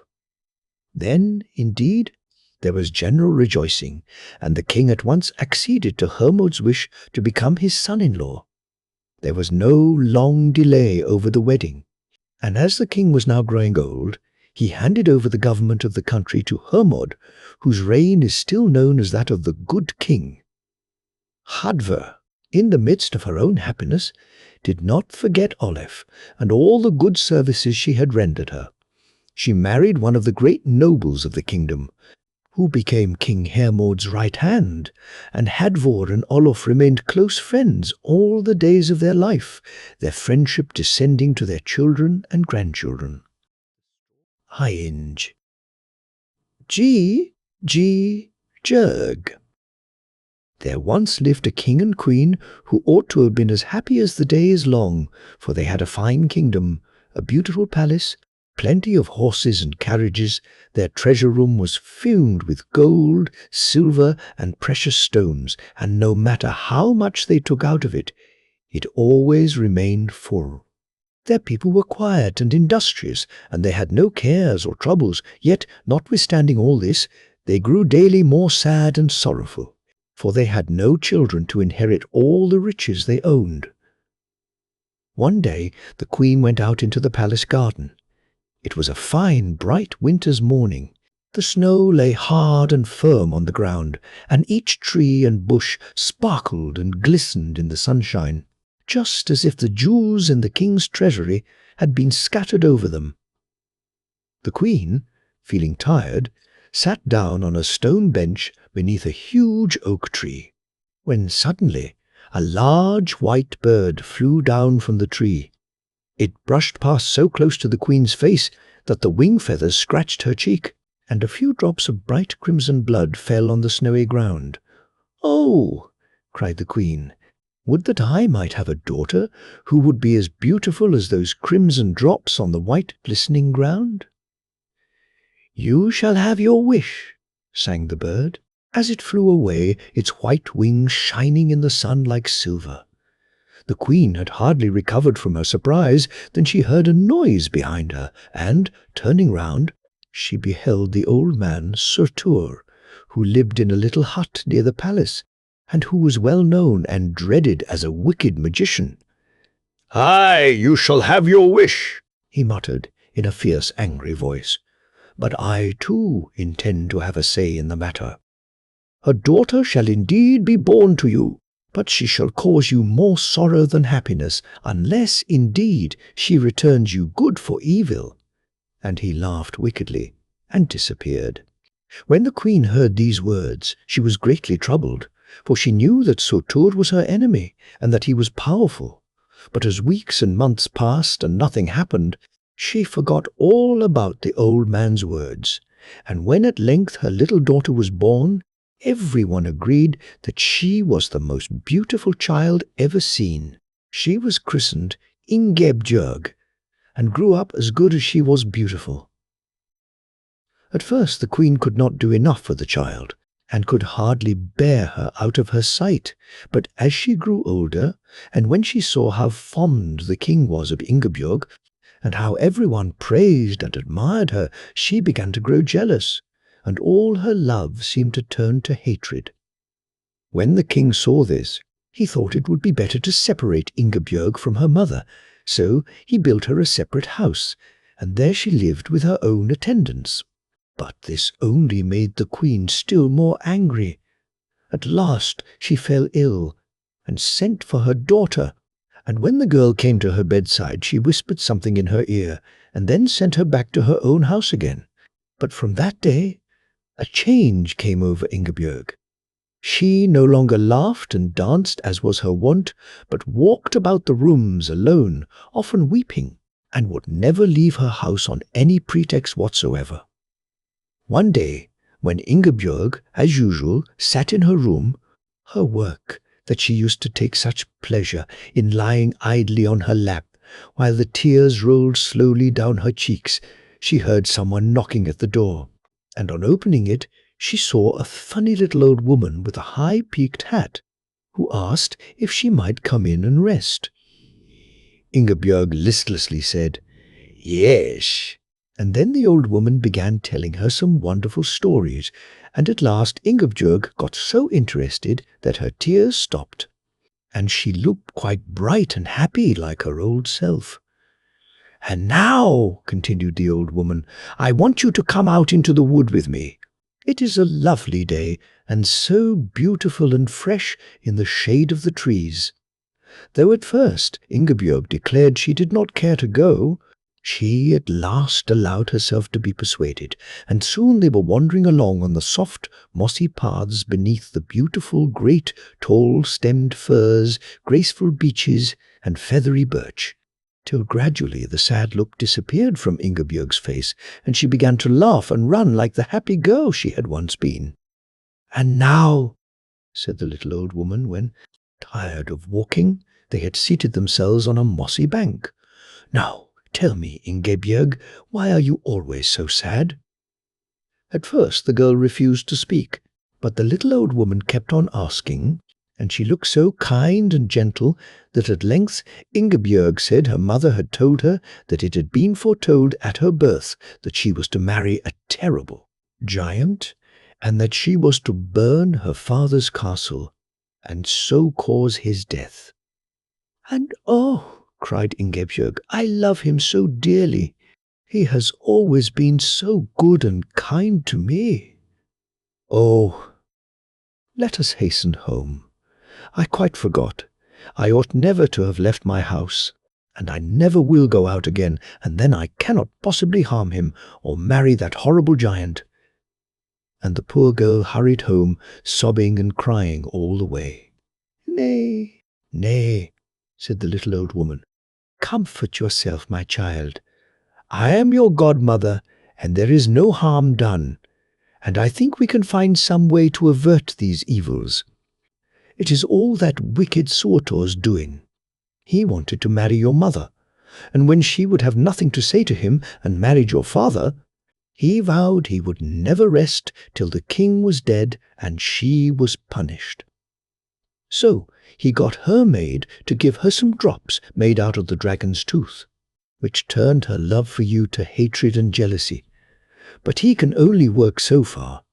It remains for you, now that you are grown up, to undo the evil he has wrought by returning good for evil, for love can overcome all things. The king's palace I cannot save, for my power only extends over living things, but neither your father nor mother shall be hurt, and the treasure can also be saved. Neither need you fear the giant if you will do exactly as I bid you. Now you must first go and persuade your father to go out riding in the forest with all his attendants." With a heart greatly relieved at her godmother's cheery words, Ingebjorg hastened to do her bidding. "Dear father," she said, as she entered his presence, "the day is so fine, and the woods are so beautiful. Will you not go out for a ride in the woods, and take the courtiers with you?" And the king, pleased at seeing her look so bright and happy, at once said he would go, and with all his courtiers in attendance, started off for a great hunting party in the forest. As soon as they were well out of sight, Ingebjorg sent the servants away on different errands, and when the palace was quite empty, The little old dame helped the princess to carry out all the treasure and whatever else was of value in the castle. And then, when they stood in the great empty hall, she told Ingebjorg that she must now take down the big can of oil from the mantelshelf. In so doing, the girl's foot slipped, and the oil ran over the hearth and into the fire. In a few minutes the whole place was in a blaze, the little old dame and Ingebjorg having just time to escape. "Thus," said the old woman, "one part of old Surtur's enchantment has been fulfilled, without harm to anyone, and the rest you must now carry out." So saying, she gave Ingebjorg a little silver ball. "Now go to the forest, throw down this ball, and follow its windings till it stops at a woodman's hut. Go in, but keep the door ajar, so that you can see who comes in. And, whatever you do, remember that you must see the owner of the hut before he sees you. Remain there till I summon you, but when in your dreams you hear me calling you, do not lose an instant, but hasten to the palace, for your mother will need you. Remember, love is the great conqueror, and can overcome all evils." Ingebjorg promised to do exactly as the old dame had told her. She threw down the silver ball and followed its course as it rolled along, till at last it stopped before a woodman's hut, and, going in, she hid behind the half-closed door, peeping curiously between the slit. Presently she saw a huge giant coming towards the hut, carrying a dead bear across his shoulders which he had killed out hunting. He pushed open the door, and, as he threw down his burden, he beheld Ingebjorg. However, she had seen him first, and felt very frightened. But though he looked terribly fierce, his voice was very soft and kind, as he told her that she might remain with him, but that she would have to make the beds, cook the food, and sweep the floor, all which Ingebjorg promised to do. He then showed her a little inner chamber where he said she might sleep. "And whatever noises you hear," he added, "don't come in here unless I call you." And thus passed 3 days. The giant went out early every morning and never returned till sunset, while Ingebjorg cooked the food, made the beds, and kept the little hut clean and tidy. Every night she heard frightful noises in the outer room. The walls of the hut shook and the earth trembled, but as the giant never called her, she lay quietly in her bed, pulling the clothes over her ears to deaden the terrible noises.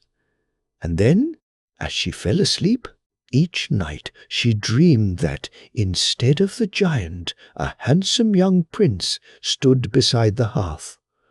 On the 3rd evening, she had hardly fallen asleep when she fancied she heard someone calling her. Quickly jumping out of bed, she hastily threw on her clothes, cautiously opened the door, and, seeing the hut was empty, she ran as quickly as she could to the palace. She knew that her mother needed her. There, in front of the chief entrance, she saw a wooden stake had been driven into the ground, to which the queen was tied, while the servants were piling faggots of wood round her, for the queen had been condemned to be burnt to death for having set the palace on fire during the king's absence and stolen all the treasure, though she in vain pleaded her innocence. Pushing her way through the crowd, Ingebjorg threw herself down on her knees before her father. "Oh, stop, stop!" she cried eagerly. "Dear father, my mother is not to blame. It was I who was forced to burn down the castle in order to save your life, which was threatened by the wicked magician Surtur, and the treasure also is safe." When the king heard this, he at once ordered the queen to be released, who, freed from the wicked spells that Surtur had thrown over her, embraced her daughter with many loving words. Surtur, hearing that his evil deeds were known to the king, tried to hide himself in the woods, but he was caught and brought back by the giant, who had also fallen under his enchantments. But Ingebjorg remembered her silver ball, and, throwing it towards the giant, he caught it, and as he did so, he was immediately changed into the handsome young prince Ingebjorg had seen each night in her dreams, but Surtur was not to escape. The king called his servants, who bound the magician with strong cords. He was condemned to death for all his wicked deeds, and was led forth into the desert, where he was torn to pieces by wild horses. All the queen's old jealousy now died out forever. She loved Ingebjorg more fondly each day, and before long there was a great marriage feast between the prince and Ingebjorg. They lived happily together all the days of their life, and on the death of the king and queen, Ingebjorg and her husband reigned in their stead, beloved by all their people.